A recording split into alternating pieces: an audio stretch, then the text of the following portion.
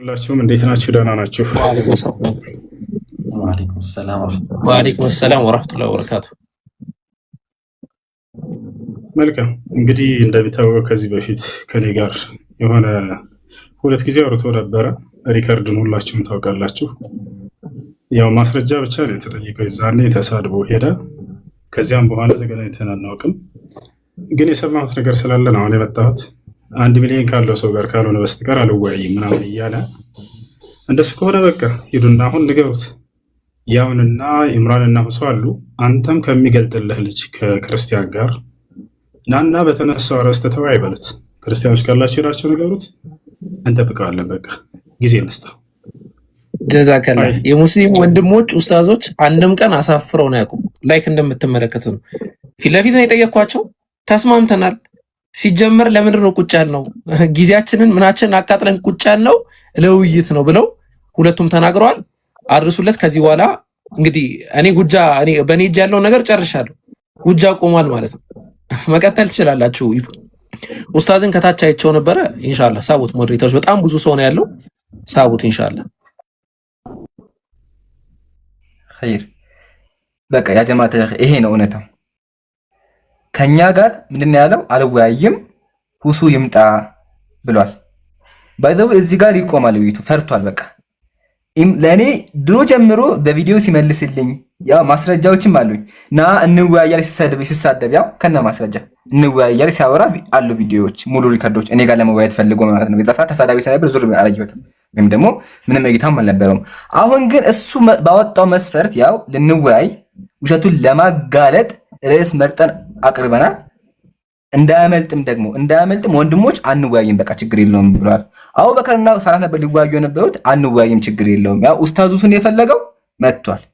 ስለዚህ ንገሩት ይምጣና ይወያይ። ምርጫ የለውም። ማምለጫ ያደረገው ምንድን ነበረ? ሁሱ ይምጣልኝ ነበረ። ሁሱ መጥቷል። ንገሩት ሁሱ መጥቷል። ሰምታችኋል። እወያያለሁ ብሏል። ስለዚህ ካሜራ ከፋችን ይዞ ይምጣ፣ እናወራለን። ቀጥሉ ወንድሞች።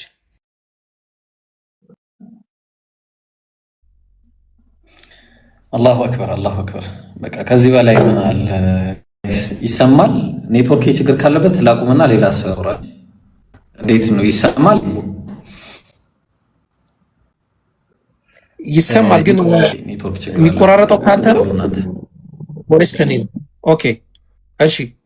ስለዚህ ያው ኦኬ ብሮ ኔትወርክ መሳይ እንደተመለከታችሁት ነው። ታብ ኮፒ ሊንክ አድርጉ ኢንሻአላህ። ይህ ሁሉ ሰው ቁጭ ብሎ እኛ በተራ ህዝቡን የሆነ ቢያንስ ክብር አለን፣ ለሙስሊሙም ለክርስቲያኑ ክብር አለን። ቢያንስ ረጅም ጊዜ ውይይት ምናምን ተከታትላችኋል። መጠጥ ያላችሁ ናችሁ። ተራ የሆኑ ሰዎች አይደሉም፣ ወይም የምትናቁ ወይም ዝም ብሎ በተራ ጨዋታ የምትታለሉ ሰዎች አይደላችሁ። ምናልባት ከዚህ በኋላ የሙስሊም ነቢያቶች ከሞቱበት ተነስተው ካልተወያዩ ካላለ በቀር ምንም አይነት ሰበብ አይኖሩም፣ በምንም ተአምር ማለት ነው። የነዚህ ሰዎች አይምሮ እዛ ደረጃ ነው ባይዘው የሚሄደው ማለት ነው። ምንም አይነት ሰበብ የለውም። ኦኬ እኛ ዊዝድሮ አድርገናል፣ ችግር የለውም። ምክንያቱም እኛ ሀቅ እንዲወጣ ነው የምንፈልገው፣ ትምህርት እንዲታይ ነው የምንፈልገው። ተራ የሆነ አንድ ተራ ግለሰብን በኋላ እመጣበታለሁ ባይዘው ቅድም እንዳልኩት ማለት ነው። ይሄ እንደ በሲኖዶስ ደረጃ እንኳን ሊያስወቅስ የሚችል ነገር ነው። እንደዚህ ክህነት ካሌለው ሰው ጋር ድቁና ካሌለው ሰው ጋር መወያየት በራሱ የሆነ የሚያሰድብ አይነት ነገር ነው። ግን ወይል ችግር የለውም። በዛን ያህል ደረጃ ውይይቱ የሚፈልጉት ከሆነ በዛን ያህል ደረጃ የሚፎከር ከሆነ ያው ላይቫችንን ከፍተን ምናልባት ካልተሳሳትኩኝ ኢምራን ታስተካክለኛለህ 49 ደቂቃ ሆኗል። ወይ ደግሞ ኤስቲሜሽኑን ብንሰራው ወደ 48 ኦር ወደ 45 ደቂቃ አካባቢ ላይቭ ላይ ነበር። ጠብ ያለ ነገር የለም፣ ያየነው ነገር የለም። ስለዚህ እንደዛ ነው። ሁሱ እሺ ያ ጀማዓ የሆነ አርዕስት አንሱና በቃ የተነሳውን አርዕስት ስለ ነቢዩ ሰለላሁ ዐለይሂ ወሰለም በቀደሙት ነቢያቶች ሚዛን መሰለኝ፣ እንዲሁም ደግሞ ያህዌ ወይንም ስላሴ የሚል መሰለኝ የተነሳው። በዚያ ላይ ታዳሚዎች መታደም ስለፈለጉ የሆነ ነገር አስጨብጧቸውና እንትን በሏቸው፣ አሳውቋቸው። ባረከላሁ ፊኩም ወጀዛኩሙላሁ ኸይራ።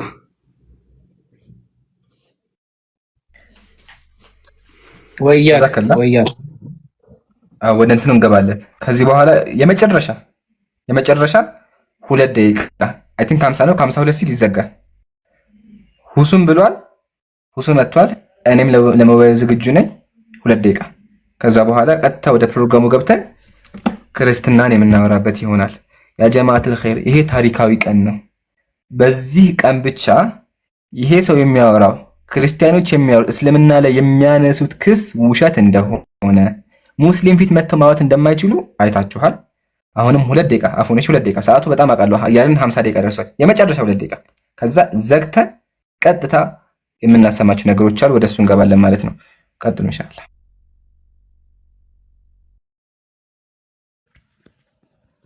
አለሁኝ ኢምራን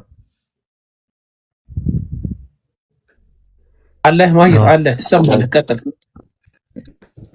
አይ እንትን ማለት ብቻ ፈልጌ ነው። ይሄ አቅል ያለው ሰው አእምሮ ያለው ሰው ማስተንተን የሚችል ሰው እና የሚያገናዝብ ሰው ልብ እንድትሉት የፈለኩት ነገር ስላለ ነው። ሪል የቁም ነገር ሰው እንደዚህ አይደለም እንድታውቁት። ሪል በቃ ቁም ነገር ያለው ሰው ምራቁን ዋጥ ያደረገ ሰው ምናምን አንዴ ይመጣለው ብሎ ከቀጠረ በኋላ የኬጂ ወሬ አይደለም፣ ወይም ደግሞ እውቀት ይበልጣል ወይስ ገንዘብ ብለን ልናወራ አይደለም የተሰበሰብ ነው። በጣም ሴንሲቲቭ የሆኑ የሃይማኖት ጉዳዮችን ልናወራ ነው። ስለዚህ ምራቁን ዋጥ ያደረገ ሰውና ቁም ነገረኛ ሰው እመጣለው ካለ በኋላ የዚህን ሁሉ ሰው ጊዜ ከገዛ በኋላ መልሶ ደግሞ አይ አልመጣም ብሎ ሐሳብ አይቀይርም። ይሄ ሐሳብ መቀየር ሳይሆን ያለ መብሰል ምልክት ነው ብዬ ነው የምወስደው። መብሰል በእድሜ በቁጥር መጨመርና ብቻ አይለካም እና ይሄ የዛ ምልክት ነው። አንድ ሌላ ጊዜም ይሆናችኋል። በቃ ይሄ ግለሰብ ጊዜ ማሳለፊያ ነው እያደረጋችሁ ያለው እንጂ የሆነ ሪል ሊወያይ ወይም ደግሞ ለማስተማር ምናምን አይደለም። እንደዛ ቢሆን ይሄ ሁሉ 9000 ሰው ሊማር ቁጭ ብሎ ረግጦ አይሄድም ነበረ። 9000 ሰው ኢማጂን 9000 ሰው እውቀት ፈልጎ የትኛው ትክክል እንደሆነ ለማወቅ ወይም ደግሞ ክርስቲያኑም ስለ ሙስሊሙ ሲወራ ለመስማት ምናምን ቁጭ ብሎ ይህን ሁሉ ሰው በቃ ማስተማር ነው አላማዬ ያለ ሰው 9000 ሰው እንዲቁጭ ብሎለት አይ አላስተምርም እኔ 500 ሰው ቁጭ ብሎ እያየኝ ነው ዝም ብዬ ከነሱ ጋር ላወራና እወጣለሁ ብሎ አያስብም። ስለዚህ ይህን አገናዝቡ፣ ማንኛውም ባለ አእምሮ ሰዎች ማለት ነው። ይህን ነገር አገናዝቡ። ምራቁን ዋጥ ያደረገ ሰውና የቁም ነገር ሰው ማን ነው? ከዛ ደግሞ ዝም ብሎ ለቀልድና ዝም ብሎ ቲክቶክ ላይ የሚመጣ ግለሰብ፣ በአጋጣሚ የሆነ ቦታ ላይ የተቀመጠ ሰው ይገባውም አይገባውም ማን ነው የሚለውን ነገር ለዩበት። ሰዓቱ አልቋል። አላሁ አክበር፣ አላሁ አክበር፣ አላሁ አክበር። ለዓለማቱ ጌታ ምስጋና ይገባው። ሁላችሁም ሙስሊሞች ማን እንደሆነን ድፍረታችንንም አይታችኋል። ለዓለማቱ ጌታ ምስጋና ይገባው። ክርስቲያኖች እኛ ፊት መጥተው ማውራት እንደማይችሉ ቀጠሮ አስቀጥረው የውይይት ጥሪ ደርሷቸው እንደቀሩ በኋላም የቀሩበት ምክንያት ሁሱ ይምጣ ብሎ ሁሱም መጥቶ ሁሱም እወያያለሁ ብሎ ኮሜንታቸውን አጥፍተው የሉም አልመጡም። ኮስትም የለም ቴክስትም የለም ምንም የለም። ለዓለማቱ ጌታ ምስጋና ይገባው። በዚህ ምን ተገነዘብን? ክርስቲያን ሙስሊም ፊት ቆሞ ሊያወራ አይችልም። ለምን? ውሸቱ ይጋለጥበታል። ቤትም ዘግቶ መሳደብ ከሆነ ቀላል ነው። ቤት ዘግቶ መሳደብ፣ ቪዲዮ እየሰሩ በዚህ አይነት መንገድ ቪዲዮ መስራት በጣም ሲምፕል ነገር ነው። በዚህ አይነት መንገድ ይሄን ተመከቱልኝ። በዚህ አይነት መንገድ ቪዲዮ መስራት በጣም ቀላል ነው። በዚህ አይነት መንገድ ቪዲዮ መስራት ቀላል ነው። ራስን መዋድ ቀላል ነው። ሙስሊሞች ፊት ግን መጥቶ ማውራት እንደማይችል አይታችኋል። ከዚህ በኋላ የሱ ፋይል ተዘግቷል። ድጋሚ ስሙንም እንዳታነሱ ፈሪ እንደሆነ ተመልክታችኋል። 10,000 ሰው ባለበት ማለት ነው። ጨርሻለሁ ወንድሞች፣ አጥር አውሩበትና ቀጥታ ወደ ምን እንገባለን? ክርስትና ላይ የፈራውን ነገር ሙስሊሞች ፊት መጥቶ ማውራት የፈራው ነገር መጽሐፍ ቅዱስ ላይ ያለውን ነገር ኢየሱስ እነዚህ መጽሐፍ ላይ ያዘጋጁላችሁ በጣም አዳዲስ ነገሮች አሉ። እነዚህ መጽሐፍ ላይ ምን እንደሚያደርግ በአጭሩ እናሳያችኋለን። ቀጥሉ። አንዴ ልቅደማችሁና ማለት ነው ትቀጥላላችሁላችሁ። ካሁን በኋላ ያው እንግዲህ ቃል ለምድር ለሰማይ እንደሚባለው ካሁን በኋላ ይህን ግለሰብ ጨምሮ ያው ይሄ ላይክ ተራ ብለን ከምንጠራው ሰው መካከል አንዱ ነው። አዋረድከን፣ ትክክል ነው፣ አዋርዷቸዋል ሐቂቃውን ማለት ነው። ይሄን ግለሰብ ጨምሮ የፈለገ አስተማሪ ነን የሚል አካል እዚህ ጋር ከተቀመጡ ሰዎች ጋር ማንም መወያየት ሲፈልግ ባለፈውም እንደተናገርኩት ደብዳቤ አጽፎ ይምጣ። ካሁን በኋላ ወይ ድቁና ወይ የሆነ ክህነት ሊኖረው ወይ ደግሞ የእቅበት ደብዳቤ አጽፎ እንዲመጣ ነው የምናደርገው። ካሁን በኋላ ሐቂቃውን ነው የምናገር። ይሄን ሌላ እንትን አይደለም፣ እያላገጥኩኝ አይደለም። ምክንያቱም ተመልክታችኋል። አላሁ አክበር አላሁ አክበር አላሁ አክበር እንደተባለው ማለት ነው። የእስልምና ሃይማኖት ማንም አካል ቢሰበሰብ ምንም ሊያደርገው የማይችለው ነው። ወደ ሌላ ፖይንት እንገባለን ኢንሻአላህ። ወንድሞች ሀሳብ ካላቸው እንትን ይባል። ከሱ በፊት አቡበከር ቅድም ያዘጋጀውን ቪዲዮ ክፈትልኝ። ሰበር ዜና ስሙ። 55 ደቂቃ ተጠብቆ አልመጣም። ዲያቆኖቹ ግን ያሉት ነገር አለ። ስለዚህ ዲያቆን ያሉት አለ፣ እሱን እንስማ። እንዴ የገዛ ክርስቲያኖቹ ዲያቆኖቹ ቤተክርስቲያን ላይ የተናገሩት ነገር አለ። አንዲ እሱን እንስማና እናንተ ፍረዱ። ሰበር ዜና ነው። ያሁኑም በደንብ አድርጋችሁ አዳምጡ። ዲያቆኖቹ ናቸው እፎይን ውሸቱን ያጋለጡት። እንስማ። አቡኪ አዘጋጅተሃል? አለ እኔ በዚህ ደረጃ ባይዘው ሰው ላይ መጨከን ምናምን አልወድም፣ ግን ያው ኢምራን ክፈት ስላለኝ ነው የምከፍተው። ይሄንን ቪዲዮ ባላሳይ በጣም ደስ ባለኝ ነበረ ከይቅርታ ጋር፣ ግን ያው ቪዲዮ መክፈት ስላለብኝ እከፍታለሁ ማለት ነው። ዓለም መስማት ይታያቸዋል አይደል? እኚህ እንግዲህ መምህር ናቸው። ዝም ብሎ ተራ መምህር አይደሉም። ትልቅ የኦርቶዶክስ ቤተክርስቲያን መምህር ናቸው።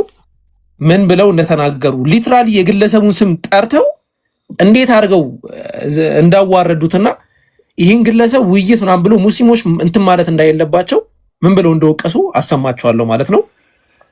ተከታተሉት። ቆይ ድምፁን ኦኬ። ምክንያት ድንግል ማርያም ዋናው ፖይንት አድርግና ላስደምጣችሁ።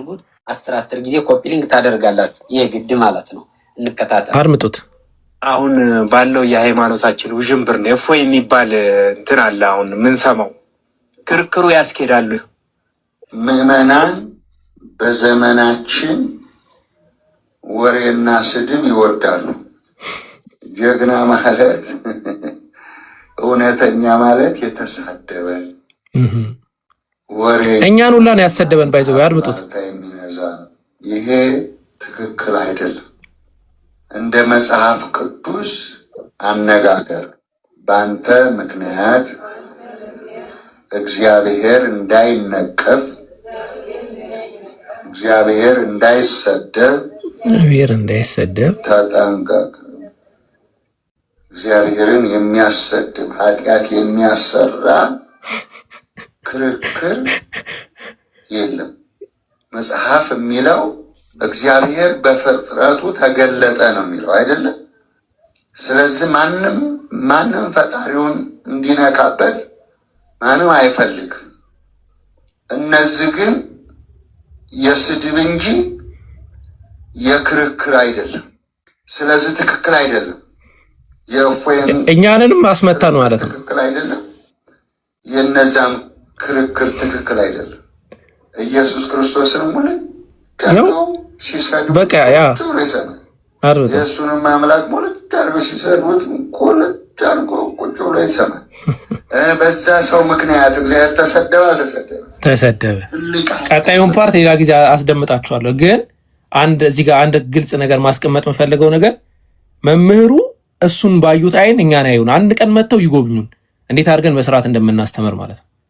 አንድ ነገር ከአፋችን ሳይወጣ የምናስተምር ሰዎች መሆናችንን ምዕመኖች መሆናችንን ከኛ ቢያዳምጡ፣ ቀጣይ ደግሞ ክህነት ያሌለው ሰው ያለ እውቀት እንዳያስተምር የተባለውን ቪዲዮ እንሄድበታለን ኢንሻአላህ። እንትን በሉ ቀጥሉ። ስሙንም ጠርተው ሲያወሩ ምናልባት አስፈላጊ ከሆነ እንመጣበት ነው። ያው ሰምታችኋል።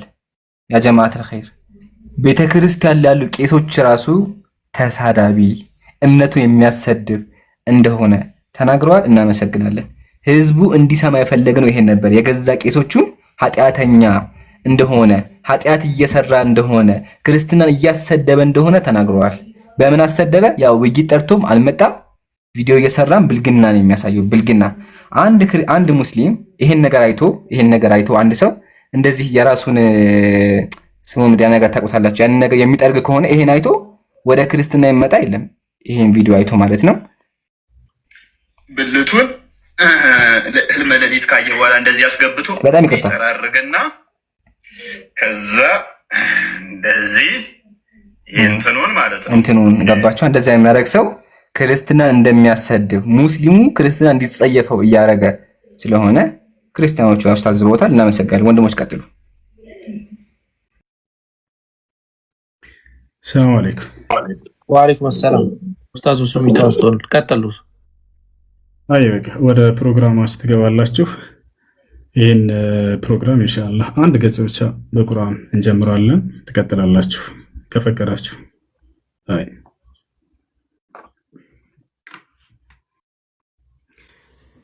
أعوذ بالله من الشيطان الرجيم. وإذ أوحيت إلى الحواريين أن آمنوا بي وبرسولي قالوا آمنا بالله واشهد بأننا مسلمون. إذ قال الحواريون يا عيسى ابن مريم هل يستطيع ربك أن ينزل علينا مائدة من السماء؟ قال اتقوا الله إن كنتم مؤمنين. قالوا نريد أن نأكل منها وتطمئن بها قلوبنا ونعلم أن قد صدقتنا ونكون عليها من الشاهدين. قال عيسى ابن مريم اللهم ربنا أنزل علينا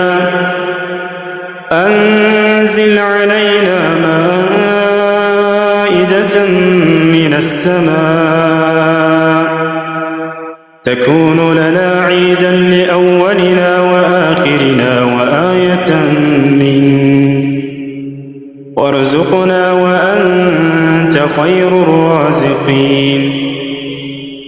قال الله إني منزلها عليكم فمن يكفر بعد منكم فإني أعذبه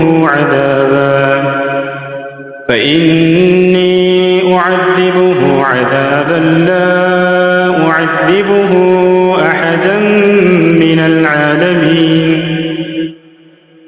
وإذ قال الله يا عيسى ابن مريم أأنت قلت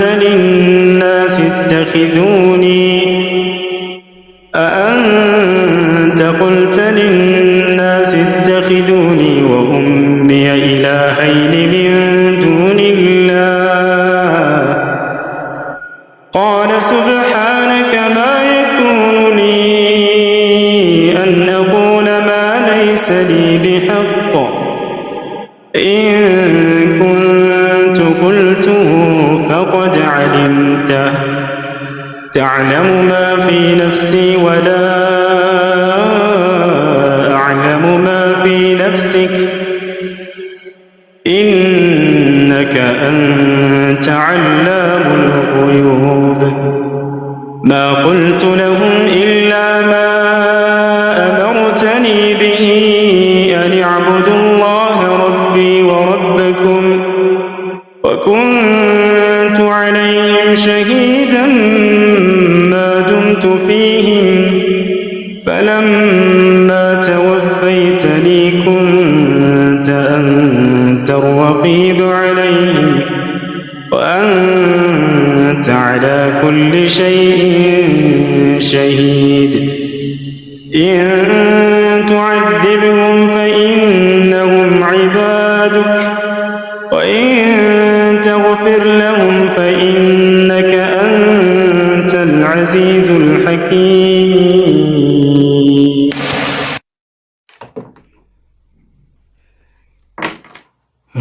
جزاكم الله خيرا.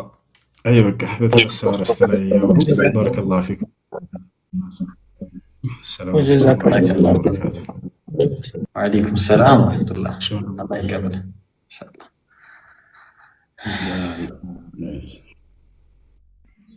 خير. الحمد لله وكفى وصلاة وسلام على عباده الذين اصطفى وعد بدقمي السلام عليكم ورحمة وبركاته. ያው ዛሬ ቀኑ ደርሶ ያው ሰውየውን በመጣ ክርስትና ላይ እና እስልምና ላይ የትኛው ትክክለኛው በነቢያት ሚዛን ነብዩ ሰለላሁ ዐለይሂ ወሰለም የነቢያት መስፈርት ያሟላል ወይስ አያሟልም የሚለውን በደንብ የምንመለከት ይሆናል ማለት ነው። ወንድም አቡበከር ኢንሻአላህ መድረኩን ምለው። ሰላም። እሺ ኢንሻአላህ እኔም በድጋሚ ሰላም አለይኩም ወራህመቱላሂ ወበረካቱ ብያለሁ። ያ ጀማ ያው የተመለከትነውን ተመልክተናል። ከዚህ በኋላ ሙስሊሙ ማህበረሰብ ልክ እንደምትመለከቱት በደስታም ጊዜ በሐዘንም ጊዜ በመቆም ጊዜ ባልመቆም ጊዜ ዲኑን ነው የሚሰብከው፣ ቁርአንን ነው የሚሰብከው፣ ሐዲስን ነው የሚያስተምረው። ስለዚህ አሁን ምንድነው የምናደርገው? ኢንሻአላህ ስለ ነብዩ መሐመድ ሰለላሁ ዐለይሂ ወሰለም ስብዕና ስለ ባህሪያቸው አንዲት ፖይንት አንዲት ነጥብ ብቻ ከዛ ባህር ውስጥ እንደዚህ አንስቼ አንዲት ነጥብ ብቻ ነው ማነሳላችሁ። አንድ ያጀማ ከዛ ይህንን የመሰለ ግለሰብ እዚህ ምድር ላይ ታይቶ የሚታወቅ እንደሆነ ፍርዱን ለእናንተ ተዋለው ለክርስቲያን ማህበረሰቦች። ከዛ ደግሞ ቀጥልና ወደ ኢምሩ ነው ማስተላለፈው። ኢምሩ ደግሞ የሚያነሳውን ፖይንት እንመለከታለን ማለት ነው። ግን በነብዩ ስብዕና ላይ ነብዩ አይሻን እንደዚህ አገቡ፣ ነብዩ እንደዚህ ያደረጉ፣ ነብዩ እንደዚህ ተፈለጡ፣ ነብዩ እንደዚህ ነገር፣ ነብዩ እንደዚህ ተብሎ የሚነሱ እያንዳንዱ ስብዕና ጥያቄዎች ቫልዩ የሚኖራቸው መች ነው ታውቃላችሁ? ይሄ ነብይ ሐሰተኛ ነብይ መሆኑን ማረጋገጥ ስችሉና ስችሉ ብቻ ነው። ግን ባይብሉ እንኳን የሚመሰክርለት ነብይ ከሆነ የሚያጨበጭብለት ነብይ ከሆነ ምን ጠብቀው መሲህ ነው አዳኛችን ነው ወደፊት የሚመጣው ነው ብሎ የሚሰብክለት ነብይ ከሆነ ኢንኬዝ ይሄ የሚነሱ ነገራቶች ትክክል ቢሆኑና ኃጢአት ቢሆኑ እንኳን አብረን ነው የምንፈልገው ሁላችንም ማለት ነው። ክርስቲያኖችም እንደውም በክርስቲያኖች ይበሳል እናንተም እኛም አብረን ነው የምንፈልገው። ለምን እንደዚህ ተፈጠረ ነብዩ እንደዚህ ለምን አደረጉ በሚል ማለት ነው። ነብዩ መሐመድ ሰለላሁ ዐለይሂ ወሰለም ከባህሪያቸው አንዲት ቀለል ያለ ነገር ስናነሳ የመጨረሻ ለሰው ልጅ ክብር የነበራቸው ነበሩ። የመጨረሻ ማለት ነው። ኢብሮ ሚውት ታደርጋለህ እንትን እያስተጋባ ነው አንተ። የመጨረሻ ለሰው ልጅ ክብር ነበራቸው ሰለላሁ ዐለይሂ ወሰለም ማለት ነው። ለሰው ልጅ ክብር የነበራቸውን በአራት ኢንሲደንቶች ነው ማስቀምጠው፣ ወይ በሶስት ወይ በአራት ኢንሲደንቶች ማለት ነው። አንደኛ ነብዩ መሐመድ ሰለላሁ ዐለይሂ ወሰለም ዓለምን እየመሩ ያንን ሁሉ በጣም ከአእምሮ በላይ የሆነን ነገር እየተገበሩ እንኳ ለቤተሰቦቻቸው የነበራቸው ባህሪ፣ ከነሱ ጋር የሚኗኗሩበት መንገድ፣ ከነሱ ጋር የሚቀላለዱበት ሁኔታ፣ ለነርሱ የቤት ስራን ከማገዝ አንጻር የሚሰሩት ስራ የስብዕና ልሂቅ እንደሆኑ በስብዕናቸው በጣም የተካኑና በልህቀት ደረጃ የተቀመጡ እንደሆነ የሚያሳይ ነው።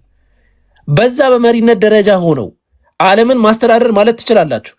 ምድር አይደለም ከሰማይ ጋር ግንኙነት ኖሯቸው ወህይ እየወረደላቸው ነብዩ መሐመድ ሰለላሁ ዐለይሂ ወሰለም እኔና አንተ ዛሬ ንቀናቸው የምናልፋቸው መንገድ ላይ የሚጫወቱ ልጆችን ይዘው ልጄ እንዴት ነው አውርተው ምን ብለው ደባብሰው እንደው ባለፈው እንደዚህ ሆኜ የነበረ ብለህ ነበረ ያቺ ነገርህ እንዴት ሆነች ወይ ያቺ ነገርሽ እንዴት ሆነች ብለው ይጠይቁ ነበረ። ያዝ ሶስተኛ እኚህ በስብዕና ልህቀት ላይ ደርሷል መላችሁ ነብዩ መሐመድ ሰለላሁ ዐለይሂ ወሰለም በጣም ቀላሉና በጣም የሚገርመኝ በሐዲስ ደረጃ ከሰው ጋር ሲያወሩ እንኳ ነብዩ መሐመድ ሰለላሁ ዐለይሂ ወሰለም ልክ እኛ አንድ ሰው ኳራ ይጠራናል አይደል? እንዲህ ሁላ ዞር ብለው አውርተው አያውቁም። ፌስ ቱ ፌስ ነው ከሰው ጋር የሚያወሩት። ከምን አንጻር ነው? ለኛ እኮ ቀላል ነገር ሊሆን ይችላል። ክብር ነው ግን ለሰው የሚሰጡት ክብር፣ ለሰው የሚሰጡት ቦታ ማለት ነው። አራተኛ በዚህ ሁሉ ነገር ላይ ያሉት ነብዩ መሐመድ ሰለላሁ ዐለይሂ ወሰለም ለአይሁዶች ማለት ነው እንዲሁም ለክርስቲያኖች በጣም የሚገርም አቀባበል፣ የሚገርም ውዴታ፣ የሚገርም ክብር የሚሰጡ ነብይ ነበሩ። እንደው እነሱን እንዳይገደሉ፣ እንዳይሰደቡ፣ ከሀገር እንዳይሰደዱ መጠለያ እንዲኖራቸው ያን ሁሉ ነገር ያደርጉ ነበር። እንደው ፕሮግራማችን ያን ርዕስ ብቻ ይዘን የምናወራበት ስላልሆነ አራት ፖይንቶችን ይዣለሁ። እነዚህን አራት ፖይንቶች ያዙና እስቲ ፈተሽ አድርጉ። ከዛ በኋላ ዓለም ላይ ይሄንን ያንን ደረጃ ይዞ እነዚህን አራት ነገር የሚያሟላ ግለሰብ አለ ወይ እንመለከታለን። ምናልባት ይህንን ነገር ግን ኢየሱስ ክርስቶስ ያሟላ ይሁን? የባይብሉ ኢየሱስ ክርስቶስ፣ የኦርቶዶክሱ ኢየሱስ ክርስቶስ? ኢምራን ብቀጠል ትችላለህ። ጀዛከላህ አቡኪ በደንብ ገልጸኸዋል።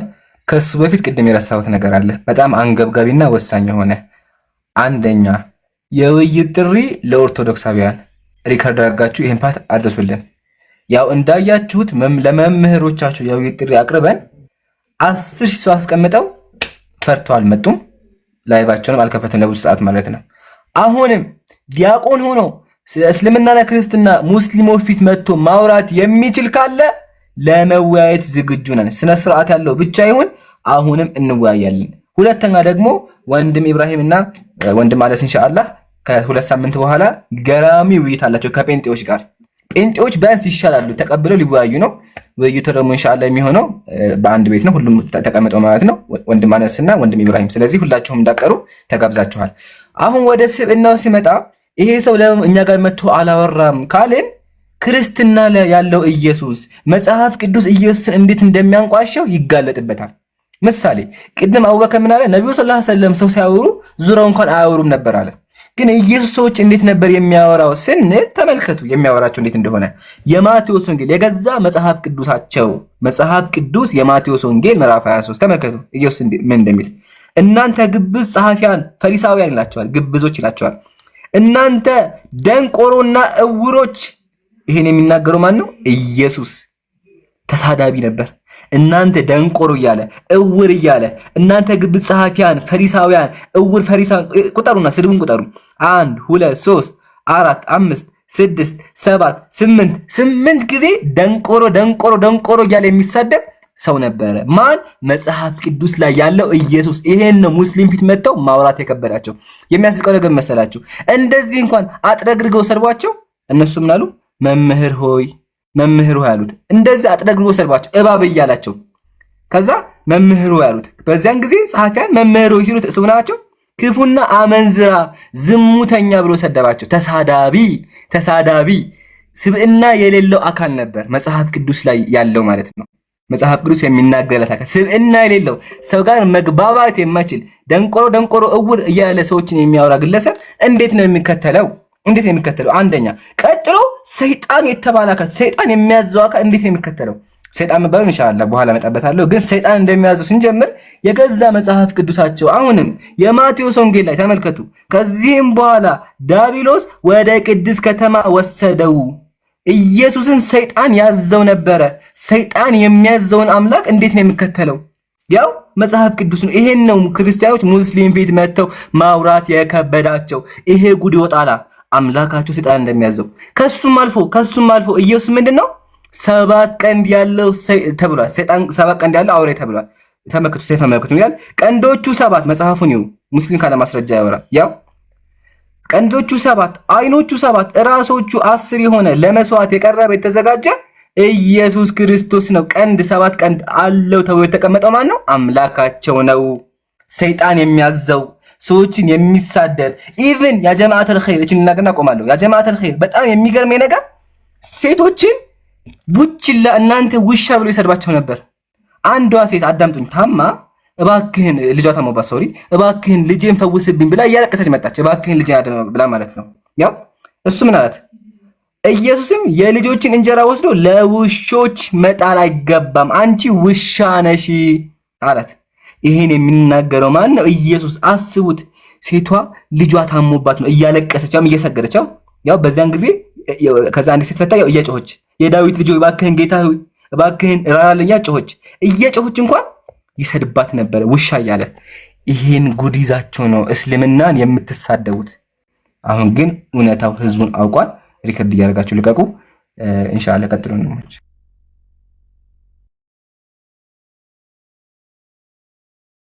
ማን ነው የሚቀጥለው? እንዴት ቀደም የተናገርኩት ነገር ነበረ ኢብሮ ምናልባት እና ነብዩ መሐመድ ሰለላሁ ዐለይሂ ወሰለም በዚህ መጽሐፍ ላይ የተተነበየላቸው የተነገረላቸው የተጨበጨበላቸው መሲህ ናቸው የተባሉ ስማቸው የተጠቀሰ ሆኖ ተገኝተው ይሄ ተራ የሆነ እንደዚህ ሆነዋል እንዲያግብተዋል እንደዚህ ሚስት ምናምን የምትለው ጥያቄ አስቂኝ ነው የሚሆነው፣ ቀልድ ነው የሚሆነው ብዬ አንስቼ ነበረ። እስቲ ኢብራሂም ነብዩ መሐመድ ሰለላሁ ዐለይሂ ወሰለም እንደሚባለው በዚህ መጽሐፍ ላይ በክርስቲያኖች በኦርቶዶክስም በፕሮቴስታንት መጽሐፍ ላይ ተጠቅሷል ወይ? ታሽ ፖይንት ላይ የተወሰነ ህዝቡ የሆነ ነገር ቀስሞ እንዲሄድ ማለት ነው። እንዳደነግጡ እንዳትበረግጉ ከልጅነት ጀምሮ ስታነቡት መመሪያችን ነው ብላችሁ ለዘመናት የምትወዱት መጽሐፍ ላይ በቦልድ ደረጃ ነብዩ ተጽፈው ማንበብ አልቻላችሁም ነበር እያልን ነው። ኢብሮ ቀጥል። እሺ ሰላም አለይኩም ወራህመቱላሂ ወበረካቱ። ግን እዛ ጋር ከመግባቴ በፊት እንደው አንድ ነገር ብናገር ደስ ይለኝ ነበረ። ግን ወይ መጨረሻ ላይ አንድ ነገረ ክርስቶስ ላይ አንድ ጥቅስ ልናገር ፍቀዱልኝ። ከዛ በኋላ እዚህ ላይ እመጣለሁ። አንድ ጥቅስ ፍቀዱልኝ።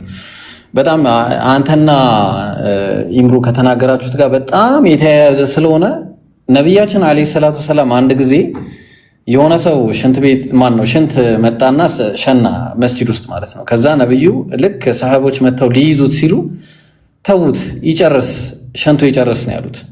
ከዛ በኋላ ነብዩ ሰለላሁ ዐለይሂ ወሰለም ሸንቶ ይጨርስ ብለው ሸንቶ ከጨረሰ በኋላ መተው ነገሩት ማለት ነው። ይሄ ኢነ ሀዘል መስጂድ እኮ ይሄ መስጂድ እኮ ለእንደዚህ አይነት ነገር በምንም ተአምር አልተሰራችም ብለው ከዛ አግባብተውት በጣም ደስ አለው።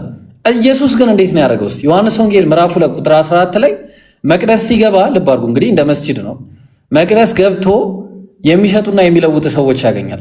በመቅደስ በሬዎችና በጎችን እርግቦችን የሚሸጡ ገንዘብ ለዋጮችንም ተቀምጠው አገኘ። ከዛ የገመድም ጅራፍ አበጀ። ጋይስ የገመድ ጅራፍ አበጀተው ሁሉን በጎችን በሬዎችን ከመቅደስ አወጣ። የለዋጮችንም ገንዘብ አፈሰሰ። ገበታቸውንም ገለባበጠባቸው። ማለት ግልብጥብጥ ነው ያደረገው። እርግብ ሻጮችንም የነዚህን ውሰዱ ከዚህ የአባቴን ቤት የንግድ ቤት አደረጋችሁት ምናምን ብሎ ብትንትን ነው ያደረገው። በቃ ቤተ መቅደሱ ማለት እንግዲህ ስነ ምግባር አስተውሉ። የትኛው ስነ ምግባር ትክክለኛ ስነ ምግባር እንዳለው አስተውሉ። ስለዚህ ይሄ እውነተኛ ነብያችን አለይሂ ሰላቱ ወሰላም እውነተኛ ነብይ መሆናቸውን የምታውቁት በባይብላቸው ላይ ቁጭ ብለው ማለትም በቃ ዒሳ አለይሂ ሰላም በቁርአን ላይ የተናገረውን እመጣለሁ። ከዛ በፊት ግን እስቲ ከባይብሉን ጀምርና ምን አለ አጠር አድርጌ ነው የምነግራችሁ በሁለት ደቂቃ ውስጥ።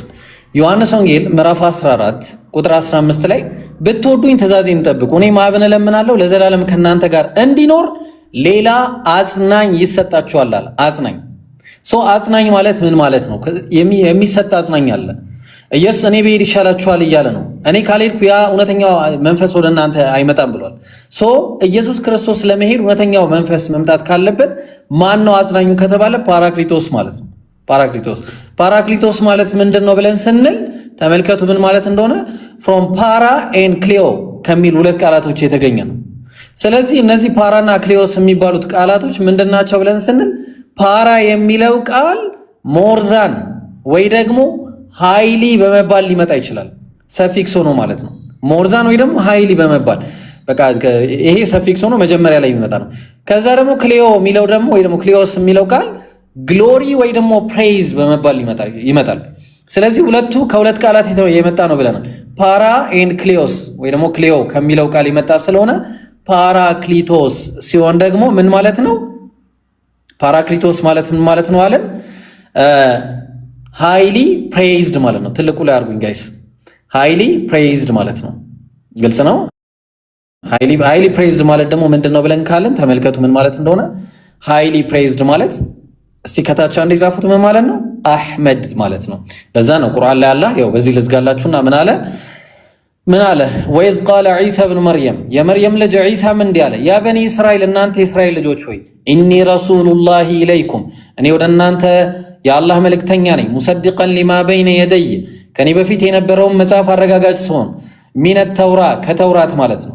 ወሙበሽረን ቢረሱሊን የእቲ ሚን ባዕዲ እስሙሁ አሕመድ ስሙ አሕመድ በሆነ መልእክተኛም የማበስራችሁ ሲሆን ወደ እናንተ የተላኩኝ የአላህ መልእክተኛ ነኝ በማለት ዒሳ የተናገረውን እውነትም አገኘ ነው ማለት ነው። አልሐምዱሊላህ። ስለዚህ በአጭሩ ይኸው እንኳን አይደለም ከእስልምና መጽሐፎች ይቅርና ከእናንተው መጽሐፍ ላይ ይሄ ማለት ነው። ይሄ እንደዚህ ማለት ከባህር ላይ እንደዚህ መርፌ ያስገብተን ማውጣት ነው። እሺ መርፌ እንደዚህ ያስገብተን ነው ያወጣ ነው። ይሄንንና ይሄን የመሳሰለ ጉዳይ አስመልክቶ ከፈለጋችሁ የዛሬ 2 ሳምንት አላህ ካለ በእኛና በወንድሞች ማለትም በእኛ በአብዱል ካዲም በእኔ እና በአነስ መካከልና እንዲሁም ማን ነበረ የሚባሉት ስማቸው? ቆይ ቦታው ጠፋብኝ። እስከዛ ድረስ ቀጥሉ። በቃ ያ ጀማ አንዳችሁ ቀጥሉ። ያው አንድ ጊዜ አገኘሁት። ያው ተመልከቱ።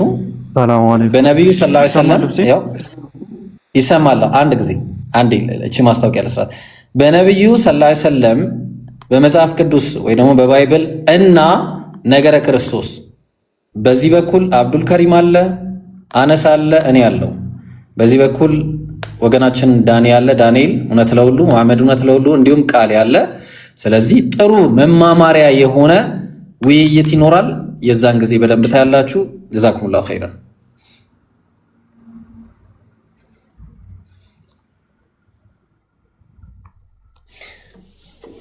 ቀጥሉ ጋይስ። አፎን አነሳ ወያከ ኸይረል ጀዛ። እሺ አነሳ ሐሳብ ካለ ቀጥል ኢንሻአላህ። ከዛ አንዲት ትፈቅድልኛለች። እሺ ገደል ኮሜንት ተረሳያለሁ ስለሆነ ገደል ይነሳ ቀጥል ኢንሻአላህ። ኦኬ ኢብሮ እንዳለው ከላይ አስቀምጦላቸዋል። የዛሬ 2 ሳምንት ማለት ነው ኦፊሻል የሆነ ምሁራዊ የሆነ ስኮላርሊ የሆነ ዲቤት ይኖረናል ማለት ነው በዚህ ርዕስ ዙሪያ ማለት ነውና አንድ ሐሳብ ብቻ ለመጨመር ስለፈለኩኝ ነው። ኢብሮ ያነሳው ነጥብ አለ፣ ስለ ፓራክሊቶስ ያነሳው ነጥብ አለና እኔ ደግሞ አንድ ትንቢትን ልጨምርና ከዛ በኋላ ቀጥታ ወደ ገደል እንሄዳለን። እኔም አክቹሊ ጥያቄ ላቀርብ ነበር ገደል እስካሁን አልተነሳም ብዬ ማለት ነው። ኦኬ ወደ ካሜራ ልክፈት አንዴ።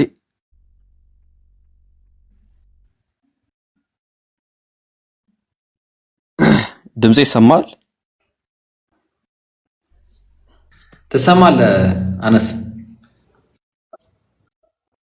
ኦኬ ትልቁ ላይ አድርጉኝ። እዚህ ጋር ማሳያችሁ የገዛ መጽሐፋችሁ እናንተ እዛ ቁጭ ብላችሁ ስትተቹ የገዛ መጽሐፋችሁ ስለ ነብዩ ሰለላሁ ዐለይሂ ወሰለም መምጣት ይመሰክራል።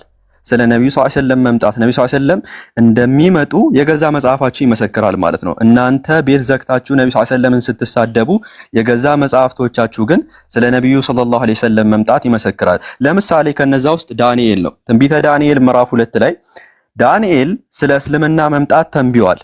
ይሄንንም የምንመለከተው ነቡካድኔዛር 4 ህልሞችን አይቷል እና አራቱም ነገስታት ናቸው። ከምድር የሚወጡ 4 ነገስታትን አይቷል። የመጀመሪያ ባቢሎን ነች። ሁለተኛ እንዲህ አይነት ሐውልት ያያል። እነዚህም ሐውልቱ ላይ የነበሩት አራት ነገስታት ነበሩ። አንደኛዋ ባቢሎን ነች፣ ሁለተኛ ሚዶ ፐርሺያ ነች፣ ሶስተኛዋ ደግሞ ግሪስ ነች፣ አራተኛዋ ሮም ነች። በአጭሩ ላሳያችሁ ስለፈለኩ ነው ማለት ነው። ወደ አራተኛዋ ቀጥታ እንሂድና አራተኛዋን ላሳያችሁ። ምን ይላል ዳንኤል ሲናገር? አራተኛዋ መንግስት አለ ሁሉን እንደሚቀጠቅጥና እንደሚያደቅ ብረት ይበረታል አለ። እንዲሁም ሁሉ እንደሚፈጭ ብረት ይቀጠቅጣል ይፈጭማል ብሎ ይናገራል። ይሄ መንግስት አት ዘ ሴም ታይም ምን ይሆናል አለ?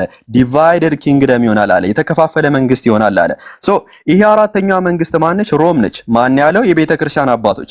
ከነዚህም ውስጥ ለምሳሌ የኢየሩሳሌሙ ቄርሎስ ካሪኬሪካል ሌክቸር 15 አርቲክል 13 ላይ ምን ማለት ያስቀምጣል? ቄርሎስ ራሱ ማለት ነው። ስለዚህ መንግስት ሲናገር እንዲህ በማለት ያስቀምጣል።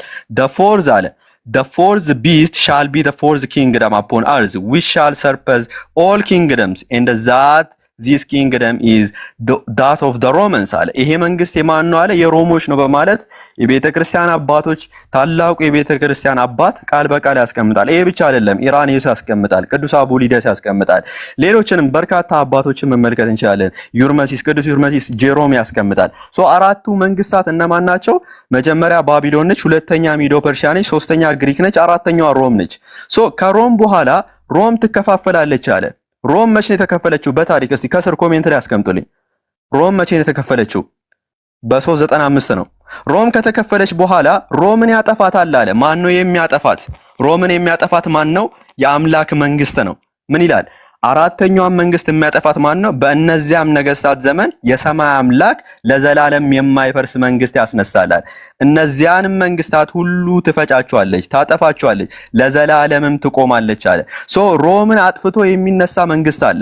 ይሄ መንግስት ማን ነው? ሮም ከተከፈለች በኋላ የሚነሳ ሮምን ያጠፋት መንግስት ማን ነው? ከእስልምና ውጪ የለም። ታሪክ ሕያው ምስክር ነው ለዚህ። እስልምና ሮምን በ1453 ቆንስጣንቲኖፕልን በመውሰድ ሃጋይ ሶፊያ ቤተክርስቲያናቸው ቤተ መቅደሳቸው እንኳን ዛሬ ላይ አዛን የሚሰማበት ቦታ ሆኗል። ሶ ሮምን ያጠፋው ኢስላሚክ ኪንግደም ነው። ሙስሊሞች ናቸው ሮምን ያጠፉት። ስለዚህ መጽሐፋችሁ በዚህ ልክ ስለ ነብዩ ሰለላሁ ዐለይሂ ወሰለም እየመሰከረ ነብዩ ሰለላሁ ዐለይሂ ወሰለምን መተቸት ማብጠልጠል ኢዝናር ፌር ማለት ነው። ፌር የሆነ ነገር አይደለም።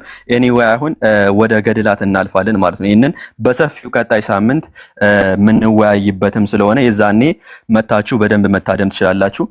ወሰላሙ አለይኩም። ኢምሩ ቀጥል። ወአለይኩም ሰላም ወራህመቱላህ። ጀዛከላሁ ኸይር ጀዛ ሀቢቢ። ያው በደንብ ሰምታችሁ አይደለ? አሁን ያሳየናችሁ ኢብሮና አነስ ያሳያችሁ በገዛ መጽሐፍ ቅዱሳችሁ እንኳን ቢሆን ነብዩ መሐመድ ሰለላሁ ዐለይሂ ወሰለም አሉ ነው ማስረጃ ማቅረበናል። ግን ከመጡ ስለሚዋረዱ ለዛ ነው የቀሩት። አሁን ደግሞ የማሳያችሁ ሙስሊም ፊት ለምን አልቀረቡም ዲያቆናቱ ስንል እነዚህ መጽሐፎች አሉ። በእነዚህ መጽሐፍ ያፍራሉ። ለምን? እነዚህ መጽሐፍ ላይ አምላካቸው ብልግና ይሰራል። ለቃሉ ይቅርታ ግን ያ ነገር ያደርጋል። ምን ካላችሁን ላሳያችሁ የሚያደርገው። ከዛ ሰሙ እናንተ ራሳችሁ ወቁ። መጽሐፉን ይሁት ሙስሊም በማስረጃ ገድለ መባጽዮን። እሺ በዚያን ጊዜ ፍርሃትና መንቀጥቀጥ ያዘኝ፣ እንደ ሰም ቀለጥኩኝ። እንዲህ ሲል መለሰልኝ፣ እኔ ዛሬ የተወለድኩኝ የመድኃኔዓለም ልጅ ነኝ፣ የማርያም ልጅ ነኝ፣ አትፍራ አለኝ። ይህንንም ብሎ አፌን ሳመኝ። ከጣዕሙ ብዛት የተነሳ አፌን አጣፈጠው። ምንም አላወቅኩም፣ ልቤን አሳጥቶኛል አለ። ኢየሱስ ምን አደረገ? ወንዶችን ከንፈራቸውን ሳማቸው፣ ምላሳቸውን ያደረገላቸው ማለት ነው። በይሄ መጽሐፍ ስላለ ነው። ያፍራሉ፣ ያሳፍራል፣ ውርደት ነው። ኦርቶዶክስ እፈሩ። ቤተ ክርስቲያናችሁ ባወጣችሁ መጽሐፍ ላይ አምላካችሁ ወንድ ጋር ተገቢ ያልሆነ ነገር ያደርጋል ለአንድ ሰዓት። እኔ መንገድ ላይ አንድ ሰው እንደዚህ ባገኝ ድንጋይ ወረውራለሁ፣ ዝም ብዬ አላልፍም። አምላክ ሲባል ደግሞ አስቡት፣ አምላክ መጥቶ ከአንድ ጎረምሳ ጋር ለአንድ ሰዓት። ደግሞ ቄሱ ምን አለ? ምንም አላወኩም፣ ልቤን አሳጥቶኛል አለ። የሚገርመው ነገር ደግሞ ሲሄድ ምራቁን ተፍቶበት ሄደ። ብሎ ተፍቶበት ሄደ። ይህንንም ካለኝ በኋላ ምን አለኝ? ያው በዚያን ጊዜ ምራቁን ከራሴ ላይ እንትፍ አለብኝ አለ። ምራቁን ተፋበት ኢየሱስ። ከጨረሰ በኋላ ብሎ ተፍቶበት ሄደ። ከዛ እሱ ምን አደርጋለሁኝ አለ? እሱን እልሳለሁ አለ። ከንፈሩን ከሰማይ በኋላ ሲሄድ አንድ ሰዓት ሙሉ ከተጣባ በኋላ ሲሄድ ብሎ ተፍቶበት ሄደ። ከዛ ቄሱ ደግሞ ይልሰዋል። እንደዚህ አይነት መጽሐፎች ናቸው። ለዛ ያፍራሉ። ኦርቶዶክስ ካለ ይሄን ጠይቅ። አምላኬ ለምንድን ነው ወንዶችን ተገቢ ያልሆነ ነገር የሚያደርገው? ይሄ ነገር ብልግና ነው። ለዛ ነው እኛ ፊት መጥተው የሚያዩት። ለምን? እነዚህ መጽሐፍ እንደሚከፈቱ ስለሚያውቁ። ይሄም አለ። ያው ግን ስለሚበዛባችሁ በዚህ ላቁም። ኢንሻአላህ ቀጥላውቂ።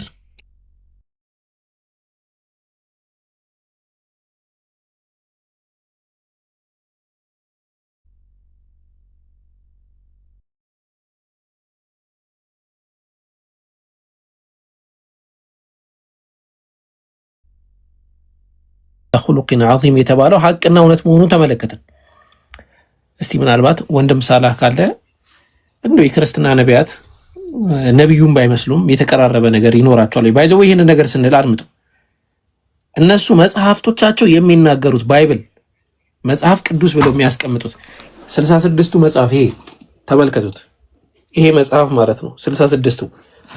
እንዲሁም ደግሞ 81ዱ የኢትዮጵያ ኦርቶዶክስ ቤተክርስቲያን መጽሐፍ ላይ የተቀመጠውን ነው እያነሳን ያለ ነው። እነዚህ መጽሐፍት እስቲ ስለ ነቢያት ምን ይላሉ? እዛ ላይ የተወሰነ ፖይንት አንሳበት። ከዛ ኢንሻአላህ ማሂሮም ይቀጥላል። ሳላህ እስከሚያወራ ማለት ነው። ኮሜንት ላይ አንድ ሰው ምን ቢያደርግ ነው በጣም ባለጌ የምትሉት? ምን ቢያደርግ ነው? ሴት ቢደፍር፣ ሰውን በመጋዝ ቢቆርጥ፣ ብልግና ቢናገር ምን ቢያደርግ ነው? ግን በሚገርም ሁኔታ የክርስቲያን ነቢያት አሁን ሊዋጉበት ያፈሩት ነቢያት የማያደርጉት ነገር የለም። ሴት እስከ መድፈር፣ ብልግና እስከ ማውራት፣ ብልግና መጀናጀን ድረስ ያደርጋሉ። ወንድም ሳላ ቀጥል። ሰላም አለይኩም ወራህመቱላህ። እንዴት ናችሁ? ሁላችሁም እዚህ ውስጥ ያላችሁ ታዳሚያን። ዛሬ ምንድነው የምንመለከተው መሰላችሁ? መጽሐፍ ቅዱስ ስለ ነቢያት ይናገራል እና ብዙ ጊዜ አንድ ነቢይ እውነተኛ ነቢይ የሚባለው መቼ ነው፣ ምን ሲፈጽም ነው፣ ምን ሳይፈጽም ሲቀር ነው የሚል ነገር ይታያል። ስለዚህ አንድ ሰው እውነተኛ የሚባለው መቼ ነው ምናምን የሚሉ ፖይንቶች አሉ። ሐሰተኛ የሚባለው ደግሞ መቼ ነው፣ ምን ሲያደርግ ነው። ለምሳሌ ስብዕናው በጣም የወረደ ነው የሚባለው ምን ሲያደርግ ነው የሚል ጥያቄ መነሳት ግድ ይላል። ኦኬ፣ ሁላችሁም በአእምሯችሁ ሳሉት። አንድ ሰው በጣም ስብዕናው ወርዷል የሚባለው ምን ሲያደርግ ነው? ይህንን ሁላችሁም ያዙ። የመጀመሪያው ምናልባት ዝሙተኛ ከሆነ ነው። ሌላኛው ምናልባት ወላጆቹን የማያከብር ከሆነ ነው። ሌላኛው ምናልባት አምላክን የሚሳደብ ከሆነ ነው። ሰዎችን ዝም ብሎ ከመሬት ተነስቶ የሚገድል ከሆነ ነው። በተለይ ያለ ሕግ ተነስቶ ዝም ብሎ የሚገድል ከሆነ እሱ ስብዕናው በጣም የወረደ ሊባል ይችላል። ታዲያ እነዚህን ሁሉ የመጽሐፍ ቅዱስ ነቢያት ያሟሉታል፣ ይፈጽሙታል። ለምሳሌ በግል ስብዕናቸው ብንመለከት ዝሙተኞች እንደነበሩ መጽሐፍ ቅዱስ ይናገራል። ለምሳሌ እንደ አምላክ ልብ የተባለው ጻድቅ የሚባለው እርሱም ዳዊት መጽሐፍ ቅዱስን ስናነብ ከመሬት ተነስቶ ዝም ብሎ ዝሙትን ያደርግ ነበረ። እንደ አምላክ ልብ የሚባለው የአምላክ ልብ የተባለው ዳዊት ምን ያደርግ ነበረ? ዝሙት ይሰራ ነበረ። ታሪኩን ቶሎ ቶሎ ልንገራችሁ። መጽሐፈ ሳሙኤል ምዕራፍ 11 ከቁጥር 2 ጀምሮ እስከ ቁጥር 5 ድረስ ያሉ ታሪክን ሁላችሁም ቼክ ማድረግ ትችላላችሁ። ኢምራን ጊዜ ለመቆጠብ ያህል ልዝለለው ወይስ ታሪኩ ላንብብላችሁ? ኦኬ ላንብብላችሁ። ቶሎ ቶሎ ላንብብላችሁና ሐሳቡን ልንገራችሁ። ከዕለታት በአንዱ ቀን ዳዊት ንጉስ ነበርና በሰገነት ውስጥ ይመላለሳል። በሰገነት ውስጥ ሲመላለስ ምን የሚል ነገር እንዴት ምን ያገኛል? እንዲህም ሆነ ይላል ቁጥር 2 ላይ ወደ ማታ ዳዊት ከምንጣፉ ተነሳ፣ በንጉሱም ቤት በሰገነት ላይ ተመላለሰ። በሰገነቱም ሳለ አንዲት ሴት ስትታጠብ አየ። ሴቲቱ መልከ መልካም ነበረች ይላል እና ንጉስ ዳዊት ገላውን የምትታጠብ አንዲት ሴትዮ ይመለከታል። ቆንጆ ስለነበረች ምን አደረገ? ዳዊትም ልኮ ስለ ሴቲቱ ጠየቀ። አንድ ሰውም ይቺ የኤልያብ ልጅ የኬጢያዊ የኦርዮ ሚስት ቤርሳቤ አይደለችም እንዴ የሚል መረጃ መጣለት። ከዛ ዳዊትም መልእክተኞችን ልኮ ይላል 4ኛው ቁጥር ላይ ፊት ለፊት ተመልከቱ። ዳዊትም መልእክተኞችን ልኮ አስመጣት፣ ወደ እርሱም ገባች። ከርኩሰቷም ነጽታ ስለነበር ከእርሷ ጋር ተኛ፣ ወደ ቤቷም ተመለሰች ይላል። ኢማጂን ፈጣሪ ያሳያችሁ ባል ያላት ኦኬ ጎጆ የቀለሰች አንዲት ሴት ወደ ራሱ በማስመጣት እንደሚደፍራትና እሷን እንዳስረገዘ እንዳጸነሰ ያም ደግሞ አልፎ የገዛ ባሏን እንዳስገደለ መጽሐፍ ቅዱስ ይናገራል። ከዚህ የበለጠ የስብዕና መጓደል፣ ከዚህ የበለጠ የስብዕና ዝቅጠት መቼም ተሰምቶም ታይቶም አይታወቅም። ይሄ በመጽሐፍ ቅዱስ ነቢያት ዘንድ በጣም የተለመደ ነገር ነው። ሌሎች ነቢያትም በርካታ ነገራቶችን ሲያደርጉ እናያለን። እርቃናቸውን ይዞራሉ። ሰዎችን በመጋዝ ይተረትሩ ነበረ፣ ይሰነጥቁ ነበረ። የሰው ልጅን እንግዲህ አንገታቸውን እየቆረጡ በተቆረጠው አንገት ተራራ ይሰሩ ነበረ። የዚህ ድርጊት ፈጻሚ ደግሞ ማን እንደሆነ ቀጣይ ማሳያችሁ ይሆናል። የእግዚአብሔር ነቢይ የሆኑ አካላት እንዲህ ያለ ነገር ያደርጉ ነበረ። ስለዚህ ነቢያቱ ይህንን የሚያደርጉ ከሆነ ይህንን ነቢያት በዚህ በጥቁሩ መጽሐፍ ቅዱስ ውስጥ ተሸክማችሁ እንዴት ነብይ መሐመድን ልትተቹ ትመጣላችሁ? እንዲህ ያለ ነገር መጽሐፋችሁ ፊት ለፊት ተዘርግፎላችሁ እንዲህ በስፋት በምልአት ተቀምጦ ነብይ መሐመድ ላይ አፋችሁን የምትከፍቱበት ነብይ መሐመድን በስብዕና የምትተቹበት ምንም አይነት ሚዛን እንዳሌላችሁ ከነዚህ ልንረዳ እንችላለን ይገባል። ይህንን ይመስላል። ፖይንቶችን እንጨምራለን። ጀዛከላ ሳላ በደንብ ሐሳቡ እንዲገባችሁ ነብዩ ሚስት አገቡ ትላላችሁ። እናንተ የምትከተሉት የኢየሱስ አያት የመጽሐፍ ቅዱስ ጸሐፊ ነብያችሁ ነብዩ ዳዊት ሴት ደፋሪ ነበረ። ሴት የሚደፍር ሰው ነበረ። ሴት ደፋሪ የጻፈውን መጽሐፍ ይዘህ በምን አፍህ ነው ነብዩን የምትተቸው? ነብይህ ሴት እየደፈረ ያውም ባላላትን እየደፈረ ከዚህ በላይ ምን ይምጣላችሁ? ከዚህ በላይ ለዛ ነው ቅድም ብያቸዋለሁ። ይሄ ጉድ ሰው እንዳይሰማባቸው ይፈልጋሉ፣ ግን እውነታ ወጥቷል። ህዝቡም እየተመለከተ ነው ያለው። አንድ ሳላ የተናገረው ቅድም የተናገሩት ንግግር ነበር። ሲያወሩ ራሱ ስለምን ያወራሉ የሚለው ነገር ነገር ስለምንድን ነው ጸሐፊዎቹ ስለምን ይናገሩ ንግግራቸው ምንድን ነው የሚለውን ነገር ምሳሌ የዳዊት ልጅ ሰለሞን አለ፣ እሱን አንሳልና አንዴ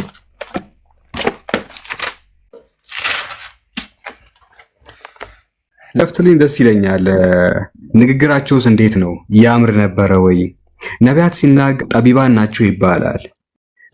የጥበብ ሰዎች ናቸው ማለትም የሚናገሩትን ነገር የሚያውቁ ከአንደበታቸው የሚወጣውን ቃል ደግሞ የሚጠነቀቁ ሰዎች ናቸው ነቢያት የሚባለው አይደለም። ነቢያት ከመካከላችን ያሉ ትላልቅ ሰዎች እንኳን ለንግግራቸው ለአፋቸው ለከት እንዳላቸው ሁላችንም እናውቃለን። ታዲያስ አምላክ የቀባቸው ነቢያት አፈቀላጤ የሆኑ የአምላክን ንግግር የሚያስተጋቡ ሰዎች እንዴት ያለ ጥበብን ይጠቀማሉ ስንል መጽሐፉ ላይ እንዲህ የሚሉ ነገራቶችን እናገኛለን። መኃልየ ዘሰሎሞን የእግዚአብሔር ነቢይ የሆነው ነቢዩ ሰለሞን እንዴት ይናገራል? ትንሽ በጣም የሚከብድ ነገር ቢሆንም ጋይስ ለጆሮአችሁ ቢከብድም ይሄ ነገር ላንብብላችሁ። እንደዚህ ይላል። ዳሌዎችሽ አቀማመጥ በእንጠረኛ እጅ እንደተሰራ እንደ እንቁዎች ይመስላል ይላል። ስለ ሴት ልጅ ዳሌ ያወራል። እኛ ምንድነው የሚያደርግልን? ይሄ እምብርትሽ የወይን ጠጅ እንደማይጎድል ብዙ ማድርግልኝ እምብርትሽ የወይን ጠጅ እንደማይጎድልበት እንደተነጠጠ ጽዋ ነው። ሆድሽ እንደ ስንዴ ክምር ነው። በአበባም እንደታጠረ ነው። ሁለቱ ጡቶችሽ እንደ ሁለት መንታ እንደሚዳቋ አገልግሎች ናቸው። አንገትሽ እንደ ዝሆን ጥርስ ግንብ ነው። ዓይኖችሽ በሐሴቦን ውስጥ በብዙዎች እንደ በር አጠገብ እንዳሉ እንደ ውሃ ኩሬዎች ናቸው ይላል። የሴት ልጅን የሰውነት አካል ከፊትም ከኋላም ትልቅ ነው፣ ወፍራም ነው፣ አጭር ነው፣ ቀጭን ነው፣ ያምራል፣ ይጠነክራል ብሎ እነዚህን ሁሉ ሲዘረዝርልን ምን አይነት ትምህርት እንድንማርበት ነው? ከዚህ ሴት ልጅን እንዴት መጀንጀን እንዳለብን የሚያስተምር መጽሐፍ ካልሆነ በስተቀር የአምላክን መንግስት እንዴት እንደምንወርስ የሚያሳይ አይነት ገለጻ አይደለም ይሄ። ስለዚህ ምንድነው መሰላችሁ ከዚህ ነገር የምንነሳው ልናገኝ የምንችለው መሰል ነገራቶች እንዴት ነቢያት ሊናገሩት ይችላሉ ነው። ምናልባት ስጋዊ ነገራቶችም ቢናገሩ ችግር የለውም፣ ይህን እንቀበላለን። ግን ሙር የአምላክ መንግስት ላይ ትኩረት አድርጎ ማስተማር ሲገባቸው መሰል ነገራቶችን መጥቀሳቸው ተገቢ አልነበረም የሚል ሂስን ትችትን እናቀርባለን። ለማንኛውም ጥሩ ነው፣ ያም ሆነ ይህ አሪፍ ነው። ምን ትላለህ ኢምራን? የዛቀለ በቃ ይሄ ነው ያ ጀማዓት አይታችኋል። ጸሐፊዎቹ ራሱ የሚጽፉት ሰዎችን የሚያስተምሩ ጅንጀና ነው። ሚስቱ ጋር የሚያወራውን ነገር ነው። ዳሌዎች ጡቶች ይላታል። እሷ ደግሞ ምን ትለዋለች? ልጄ ወዳጄ ና ወደ ሜዳ እንውጣና በዛ ሁለቱ ጡቶችን እሰጥሃለሁ ትለዋለች። ታዘቡት፣ መጽሐፍ ቅዱስ ነው። የእግዚአብሔር ቃላቸው የሚያወራው ስለ ሁለት ፍቅረኛሞች ጅንጀና ነው የሚያወራው። ከዚህ ምን ልማር? ክርስቲያን ይሄ ነው መጽሐፍ ይሄ ነው። በደንብ ተመልከት። ሴቶች አንድ ሴት ባሏን ጡቴን እሰጥሃለሁ፣ ጡቴ ትልቅ ነው። እሱ መጀመሪያ ጡትሽ ትልቅ ማለት ነው፣ ጡትሽ ትልቅ ነው አላት። እሷ ደግሞ ና ወደ ከተማ እንውጣና ተደብቀን ከዛ በኋላ ተደብቄ በዚያ ጡቶቼን እሰጥሃለሁ። ጡቶች ምን አይነት ነው ደግሞ? ጡቷን ተመልከቱ ምን አይነት ነው። እዛ መጽሐፍ ቅዱስ ላይ እኔ ቅጥር ነኝ፣ ጡቶቼም እንደ ግንብ ናቸው። ጡቷ ምን አይነት ነው? ጡቶቼም እንደ ግንብ ናቸው። ይሄ ነው መጽሐፍ ቅዱስ። ለዛ ነው ክርስቲያን የሚያፍረው፣ አያነቡትም። ቄሶቹም ኑ ሲባሉ አይመጡም። ለምን? ይሄ ጉድ ህዝቡ እንዳያውቅ። አሁን ግን አልহামዱሊላህ በደንብ ህዝቡ እየሰማ ነው ያለው። ቀጥሉ።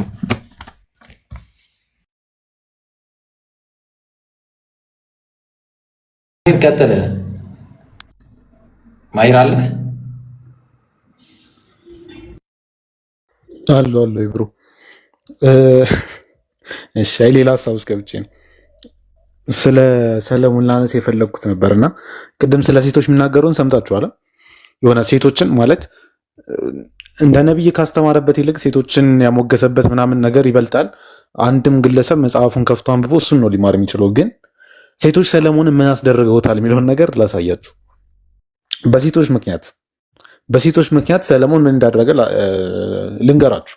መጽሐፈ ነገሥት ቀዳማዊ ምዕራፍ 11 ቁጥር 4 ላይ አስቡት። ነቢያት ማለት ሰዎችን ከጣዖት አምልኮ አውጥተው ወደ አምላክ አምልኮ ወይም ደግሞ ትክክለኛ እውነተኛውን ፈጣሪ እንዲያመልኩ የሚጣሩ ናቸው። ይሄ ደግሞ ተራ ነብይ አይደለም፣ የዳዊት ልጅ ነው። ዳዊት ማለት ታውቁታላችሁ፣ ለእናንተ አልነግራችሁ።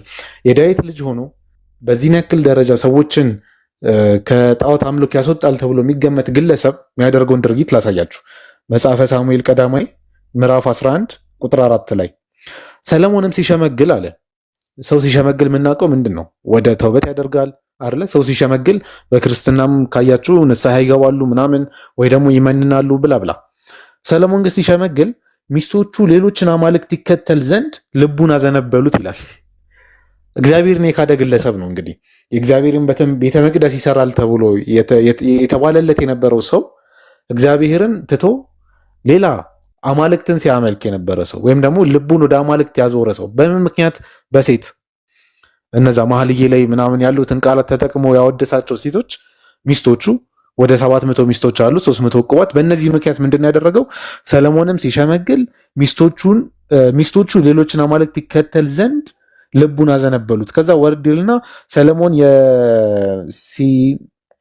የሲዶናውያንን አምላክ አስትሮስ የአሞናውያንን እርኩሰት ምናምን ተከተለ እያለ ይናገራል። እግዚአብሔርን ክዶ አማልክትን ተከተለ። ሰው ሲያረጅ እኛ የምናውቀው ሰው ሲሸመግል ምን እንደሚያደርግ ነው የምናውቀው፣ ተውበት እንደሚያደርግ ንስሐ እንደሚገባ ነው። ሰለሞንና ዳዊት ጋር ስንመጣ ግን እንደዚህ ነገር የለም። ለምሳሌ ስለ ዳዊት ስናገር መጽሐፍ ቅዱስ ላይ አንደኛ ነገሥት ምዕራፍ 1 ከቁጥር 1 እስከ 3 ያለውን ንጉሥ ዳዊትም ሸመገለ፣ እድሜውም በዛ፣ ልብስም ደረቡለት አለ። በቃ ሸምግሏል ምናምን፣ አልጋ ላይ ነው፣ እድሜው በጣም ተጫጭኖታል። ይህ ሰውዬ ወደ አምላኩ በደንብ የቀረበ ሰው መሆን ሲገባው በዙሪያ ያሉትም ሰዎች ወደ አምላኩ በደንብ ሊያቀርቡት ሲገባ እዛ ጋ ግን ምንድነው የሚለው? ልብስን ደረቡለት፣ ነገር ግን አይሞቆም ነበር። ባሪያዎቹም ለጌታችን ለንጉሱ ድንግል ትፈለጋለች አሉ። ባህሪውን ያውቁታል። በቃ የዳዊት ባህሪ ይታወቃል። ቀደም ነግሯቸዋል አይደለ? የወታደሩን ባለትዳር የሆነችን ሴት ወስዶ ምንድን ነው ያደረገው? ሰው ወታደሩን ገሎ ያችን ሴት ሙሉ ታሪኩን ሰምታችሁታል። እነዚህ ደግሞ ባሪያዎቹ እሱ የሚጠብቁት አካላት ባህሪውን ያውቁታል። በቃ ሰለሞን ምን እንደሚያስፈልግ ያውቁታል። የሆነ ሲደክምባቸው ወይ ደግሞ ይሄ ሽምግልና በደንብ ሲጫጫ ነው ምናምን የደከመው ሰዓት ምን እንደሚያስፈልገው ያውቁታል። ምን አሉ? ለጌታችን ለንጉሱ ድንግል ትፈለጋለች፣ በንጉሱም ፊት ቆማ ታግለው አሉ። ሽማግሌ ነው፣ አስቡት። ነብይ ነው፣ የእግዚአብሔር ነብይ። በጣም የሚሰጠውን ቦታ ታውቃላችሁ፣ በተለይ በኦርቶዶክስ ዘንድ። ግን መጽሐፉ ላይ ምንድነው የሚለው? አንደኛ ነገሥት ምዕራፍ 1 ከቁጥር 1 እስከ 3 ባለው በንጉሱም ፊት ቆማ ታግለው በጌታችን በንጉሱ ብብት ተኝታ ታሙቀው አሉት ይላል። ይሄ በጣም በጣም ይሄ መጽሐፍ ቅዱስ እንግዲህ ነቢያትን በዚህ መልኩ የገለጸ መጽሐፍ ነው። አንድ ነቢይ በዚህ መልኩ ከሚገለጽ ታሪኩ ባይወራ ይሻላል። ጭራሽ ነቢይ ተብሎ ስም ተሰጡት እና በጣም ያሳዝናል። ቀጥሉሽ። ጀዛከላህ ማሂር። ያ ጀማዓተል ኸይር ማሂር እያሳየን ያለው በደንብ ትኩረት ካረጋችሁ የመጽሐፍ ቅዱስ ጸሐፊያን የኢየሱስ ነቢያት በእነሱ ማለት ነው ጣዖት አምላኪያን ናቸው ያን ያለው። ከዚህ በላይ ውርደት የለም። እሺ ኡስታዙን አስተዋይዘ ወሄዳለ።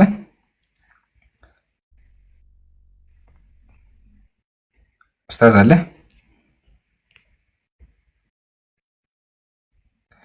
ስራ ላይ ማለት ኢንሻአላህ።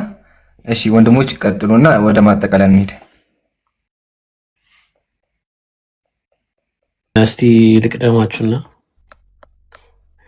አልሐምዱሊላህ ረቢል ዓለሚን አልሐምዱሊላህ ረቢል ዓለሚን አልሐምዱሊላህ ረቢል ዓለሚን።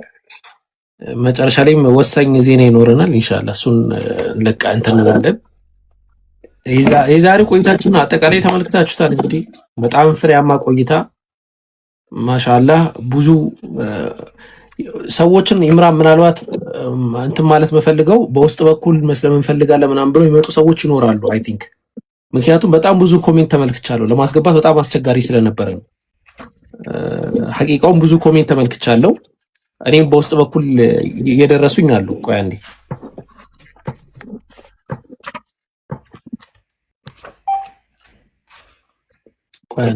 ቴክስት እንትኑን ላሳያችሁ ብዬ ነው። እሺ ምናልባት ማንነቴ እንዳይታወቅ ብሏል። ያው ጀስት ቴክስቱን ብቻ ላሳያችሁ እንደዛ ከሆነ እና በአጠቃላይ ብዙ ሰዎች መስለም የሚፈልጉ በጣም ብዙ ሰዎች ይኖራሉ። በዛሬው ትምህርት ብቻ ማለት ነው ሲምፕሊ ባነሳነው ነገር ያለው ሁኔታ አይተው ማለት ነው አጠቃላይ ያለን ነገር ኢቭን እኔ ጋር የመጣው ግለሰብ እንዴት አድርጌ ነው ማሳያችሁ? በኋላ እስቲ እንደዚህ አድርጌ ላሳያችሁና ፕሮፋይሉ ምናምን ይታያል። እንዴት ነው ማድረገው? ቆይ እንዲህ አድርጌ ላሳያችሁ። ትልቁ ላይ አድርገኝ በምን አንዴ በሆነ ነገር ልሸፍነውና በወረቀት ልሸፍነውና ወረቀት ትልቁ አርጉት። እኔ እየሰራልኝ አይደለም። ኦኬ አይ ትልቁ ላይ ነኝ አሁን ያለሁት። የመጣው ግለሰብ ያው እንደምትመለከቱት ማለት ነው እኔ የምኖረው እንደዚህ አካባቢ ነው አለና ቤተክርስቲያን አገልጋይ ነበርኩኝ። ወላሂ ተመልከቱት፣ ክርስቲያን ነው ወላሂ። መጥቶ በውስጥ በኩል ነው ያወራኝ በትምህርታችን ብቻ ማለት ነው። ያው የምትመለከቱት ከሆነ ማንነቱ ስሙ ምናምን እንዲታወቅ አልፈለግም ስላለ ችግር የለውም። ሄደን ከፈለጋችሁ ስክሪንሾት ብታደርጉም ብዙም ችግር የለውም። ስለዚህ ዋናው ዝም ብላችሁ ራፍሊ ማየታችሁ ነው እንጂ ብዙ ማየታችሁ አይፈለግም። ብዙ ሰዎች ሊኖሩ ስለሚችሉ ኢንሻአላህ እነዛን ማስተናገድ በምንም ተአምር እንዳይረሳ ለማለት ነው። እዚህም መስለን ፈልጌ ነው ብሎ ሲጽፉ የነበሩ ብዙ ሰዎች ስላሉ ማለት ነው። በዛሬው ትምህርት ብቻ ማለት ነው። ስለዚህ ይሄ ፍሬያማ የሆነ ቀን ነበር። አልሐምዱሊላህ አላህ ለዚህ ይህንን ቀን የባረከልን በዚህ ደረጃ እንዲሆን ያደረገው አላህ Subhanahu Wa Ta'ala ለሱ ምስጋና ይገባው። እኔ ያንን ነው የምለው። ኢንሻአላህ ወንድሞች የተወሰነ ፖይንት ካላቸው ያነሳሱና እኔ መጨረሻ ሰበር ዜና ስላለኝ ለኔ ትሰጡኛላችሁ እድል። ቶሎ ሰበር ዜናውን ለመናገር ስለፈለኩኝ ፈጠን አለ።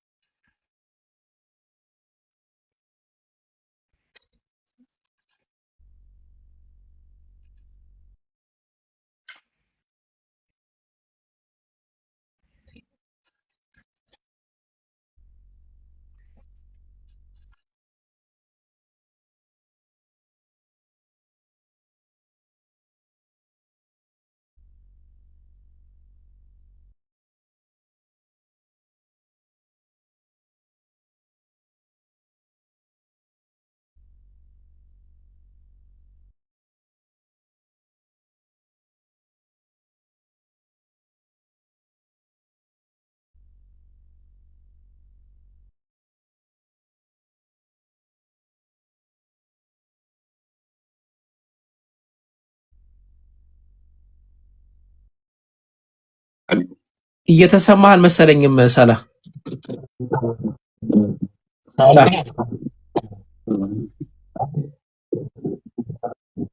አይ አትሰማም። ሚዩት ነህ። እኔም ጋር ሚዩት ነው የምታየው።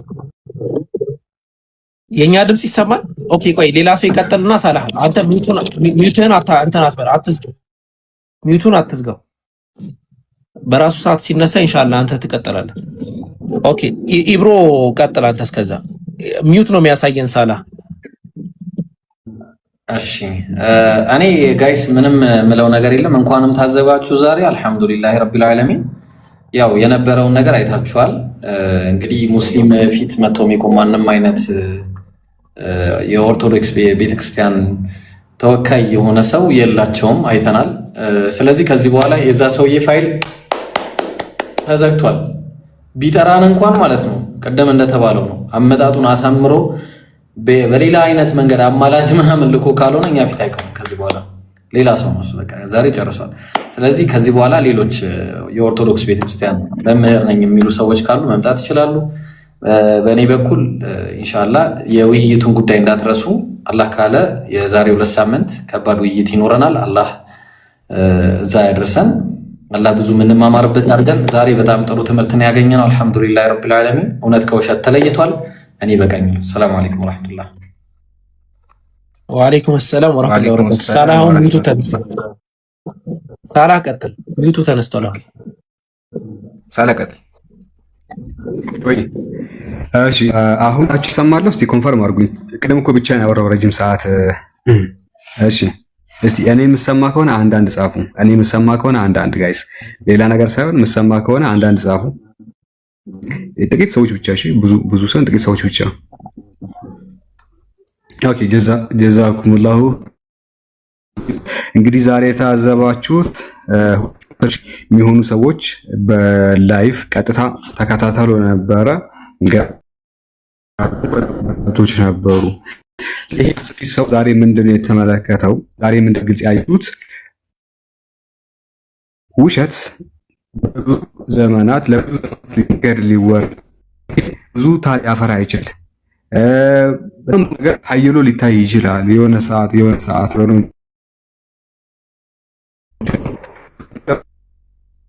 ውሸት እንደነዚህ ነው ነገር ያለ ነው። ጌታችን ቁርአኑም እንደተናገረው በል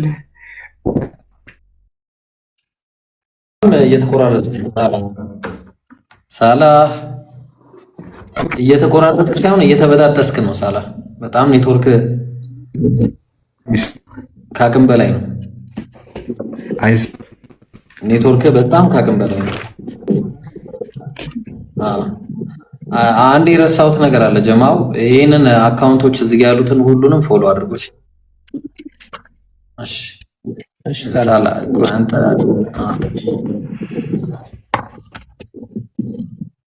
እኔ ግን አለው። አዎ አለ። አንተ ኢብሮ እያወራህ ነበር።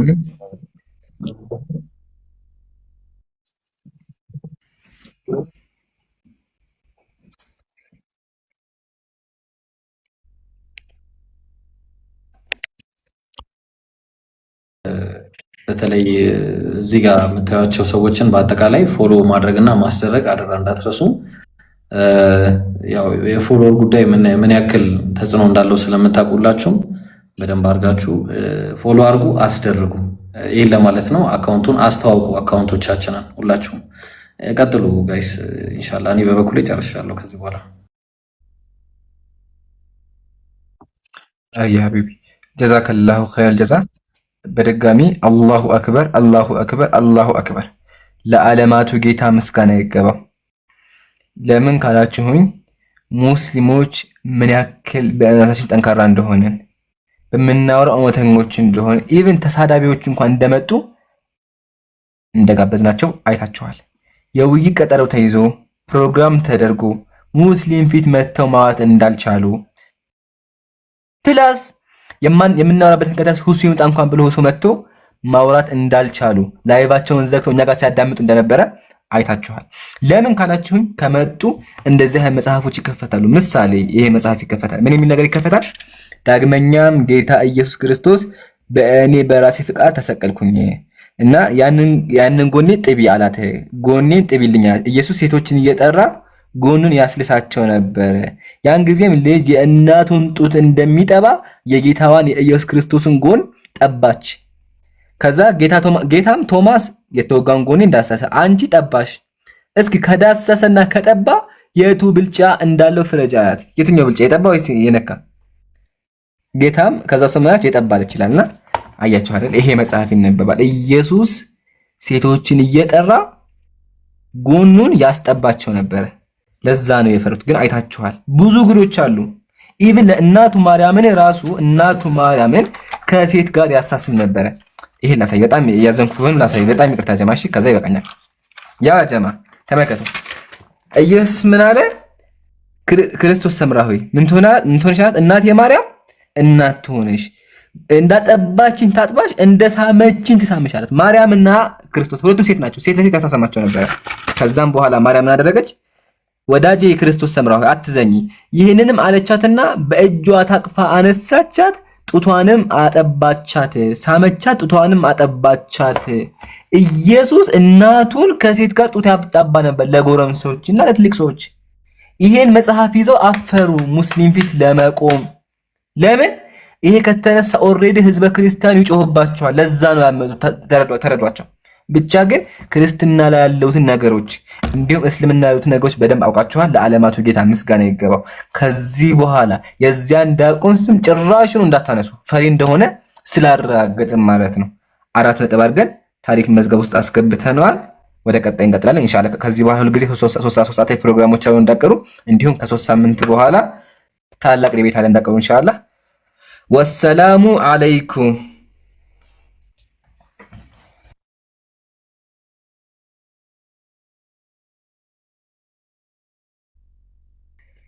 ቀጥሉ። እና እኔ ሰበር ዜና ሳልናገር ብዬ በጣም ሌላ ታሪክ ውስጥ ሊገባ ነበረ። እሺ ማሂር ኢንሻአላህ አንተም ጠቅልል አድርግና የምታነሳውን ፖይንት ኢንሻአላህ እንትን በልልን። ከዛ እንዲሁ እያደረግን እንቀጥላለን። ሰበር ዜናውን ሳሰሙ የወጣችሁ ሰዎች ፕሊስ በጣም አዝናለሁ ይህንን ባለመስማታችሁ። ቀጥል ማሂር። እኛንም እየጓጓህ ነው። እሺ ጀዛኩሙላሁ ኸይር። እዚህ የነበራችሁ ሁላችሁም ጊዜያችሁን ከኛ ጋር ያቆያችሁ። በእርግጥ ውይይት ልታዩን የመጣችሁት ግን ያው በተወሰነ መልኩ እናንተን በባዶ ላለመመለስ በሚለው ትምህርቶችን ተማምረናል። አላህ ሱብሓነሁ ወተዓላ በተማርነው የምንጠቀም ያድርገን። ካሁን በኋላ ግን ማንኛቸውም እንወያያለን ሲሉ መጀመሪያ ደብዳቤ ጽፈው መፈረም አለባቸው። ምክንያቱም ለእነሱ የምናጠፈው ጊዜ አይኖርም። እንደዚህ ጊዜያችንን አባክነን ምናምን ከመጣን በኋላ መልሶ የሚተውት ከሆነ አንቀርም የሚል ነገር ተፈራርመን ከዛ በኋላ ነው የምንወያየው። ለማንኛውም ብዙ ነጥቦችን አይተናል። ስለ ነብዩ ሰለላሁ ዐለይሂ ወሰለም ባይብል ላይ ተጠቅሰው ተመልክተናል። ያ ራሱ በጣም ትልቅ ማስረጃ ነው ለሚያስተነትና አእምሮ ላለው ክርስቲያን ማለት ነው። ባይብል ደግሞ ነቢያት እንዴት እንደሚዘረዝራቸው አይተናል። ነቢያት ፓወራቸውን ተጠቅመው ምን ሲያደርጉ እንደነበር አይተናል። ነቢያት የሆነ ያላቸውን ስልጣን ተጠቅመው ኢቭን በሽምግልና ጊዜያቸው ራሱ ምን ሲያደርጉ እንደነበረ ተመልክተናል። በተጨማሪ ደግሞ ኢቭን ገድላት ላይም እንዴት እንደሚገልጿቸው በአጠቃላይ የክርስትና መጽሐፋችን ስትመለከቱ የሚሰጡትን ቦታ አይተናል። በቃ ለነቢያት የሚሰጡትን ቦታ አምላክም ለነሱ ያለው ቦታ ተመልክተናል። ያ ጉድ እንዳይወጣ ተብሎ ውይይቱ ቀርቷል። ምናልባት በሰዎች ጫና ይሆናል ይሄ ጉድ እንዳይወጣ ተፈልጎ ይሆናል እንዲቀር የተደረገው መጀመሪያ ይህን ሳያገናዝቡ ተቀብለውት ከሆነ ማለት ነው፣ ወይም በሌላ ምክንያት ግን እንደምንም አስቀርተውታል። እኛ ግን እናውጠዋለን።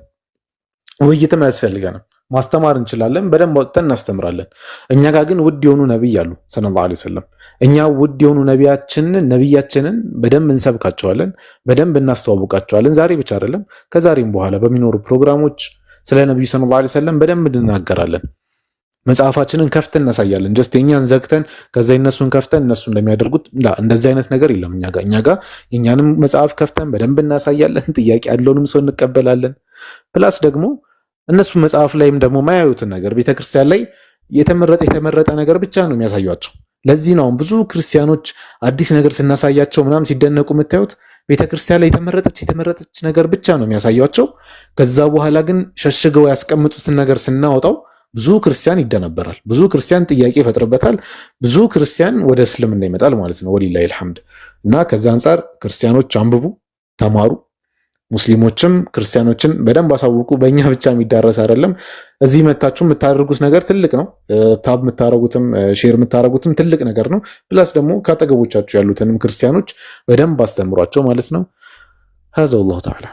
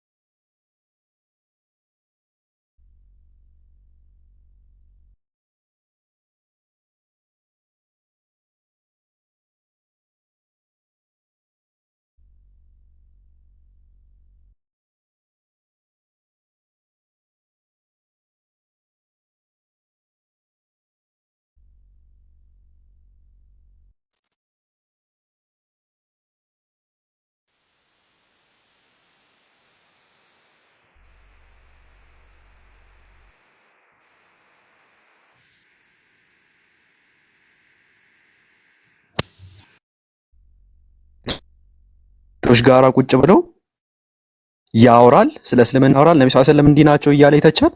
መተህ ተወያይ ተባለ፣ መድረክ ተዘጋጀ፣ ውይይቱን ተቀበለ። አልመጣም፣ አልተወያየም።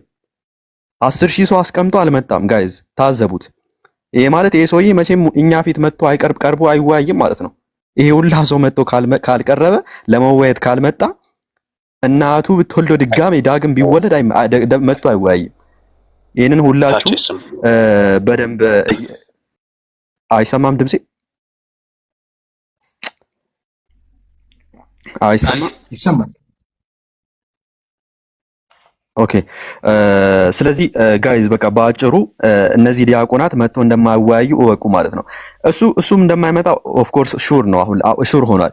ነገር ግን ሌሎች መምህራኖች ካላችሁ ማለት ነው፣ ሌሎች መምህራኖች ካላችሁ ጠርተናችኋል።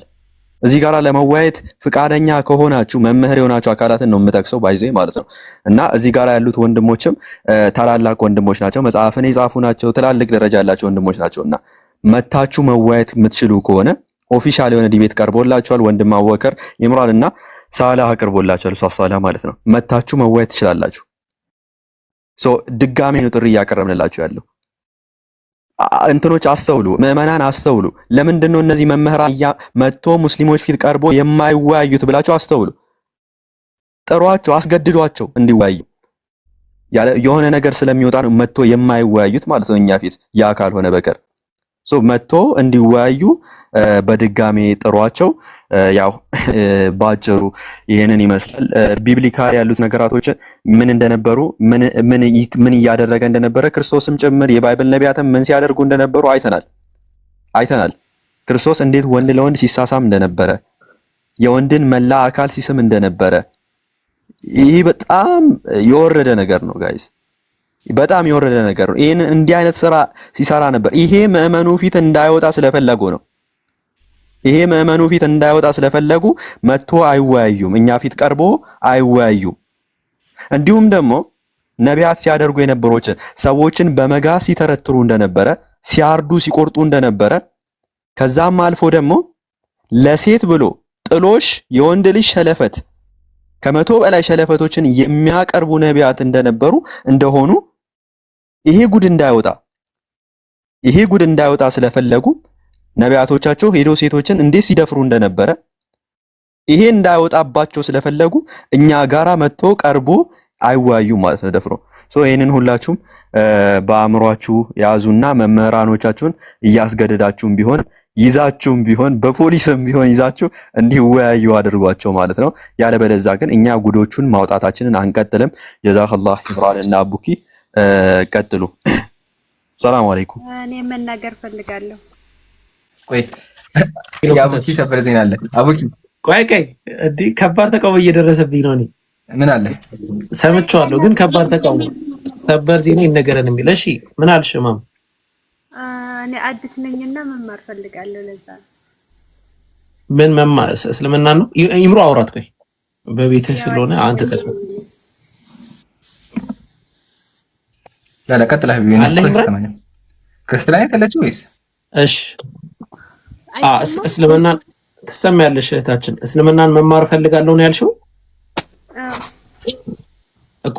አንዴ እንትን ላርግና ይሄንን አንዴ ፕሮግራም እንጨርስና ወደ አንቺ እንሂድ ወይስ አንገብጋቢ ጥያቄ ካለሽ ወይ እንትን እናርግ። ኖርማሊ አንገብጋቢ ጥያቄ ካለሽ ጠይቂና ማለት እስልምና ብታናግሪ ጥሩ ነበር። በቃ ኢብሮን አውሪ እንቺ አንዴ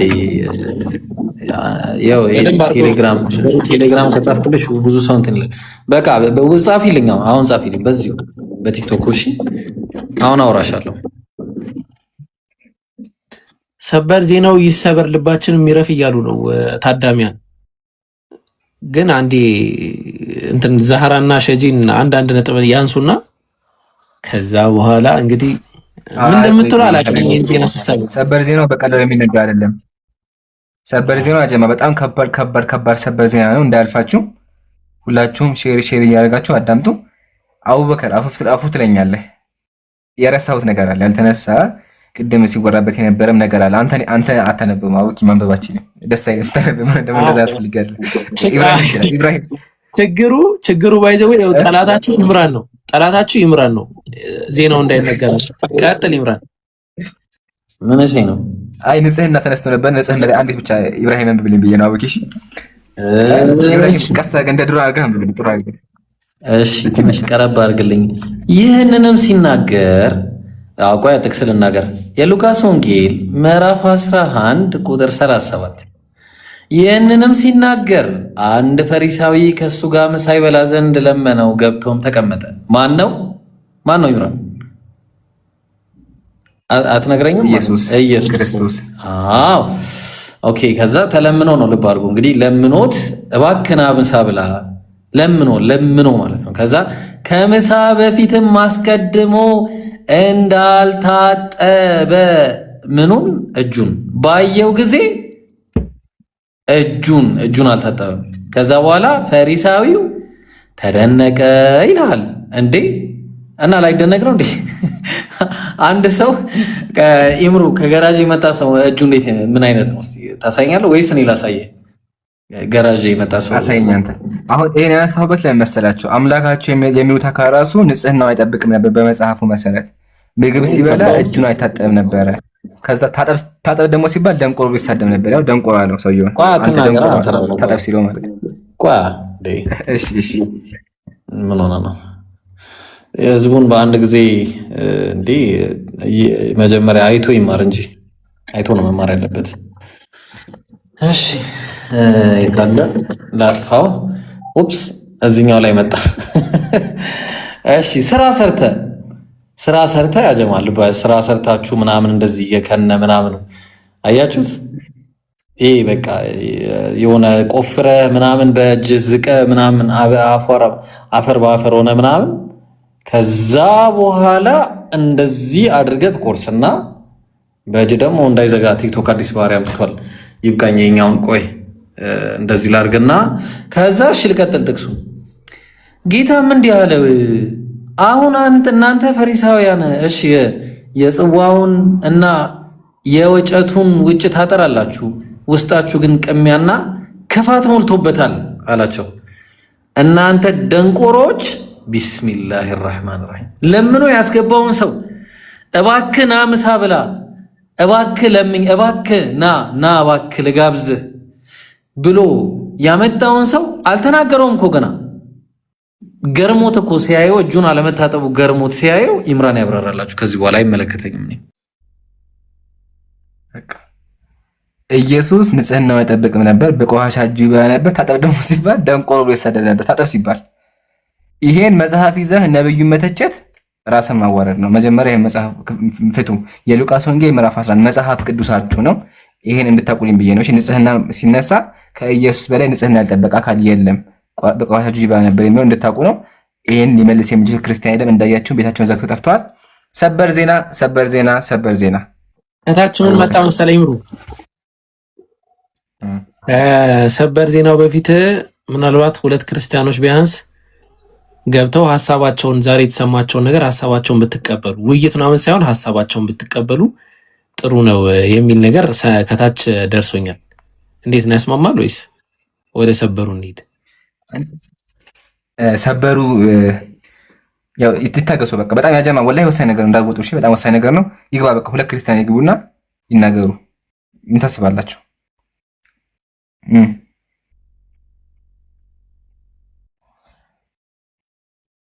አቡኪ ኢብሮ ግን እንደዛ ራሳቸውን ነው የሚያዋርዱ እስከሰደው። አይ እንደዚህ አይነት ነገርም አሁን የሁሉ ትምህርት ተምራው መልሶ አይ ጨዋ ነው የሚሆነው። አይ ዶንት ቲንክ እንደዛ ያደርጋሉ ብዬ ማለት ነው። ምክንያቱም አይተዋል በምን አይነት ግብረ ገብነትና በምን አይነት ስርዓት እንደምናወራ አይተዋል። ሶ ያው እነሱም በዛ ደረጃ መልስ ይሰጡናል ብዬ ነው ማምነው። እንግዲህ አይ ዶንት ኖ ግን እንደዛ ነው ማምነው። እንደኛ ቤት ያለና ሌላ ቤት ያለ እኮ አንድ ሊሆን አይችልም። ኦኬ እየወጡ ነው ግን የገቡት እየወጡ ነው።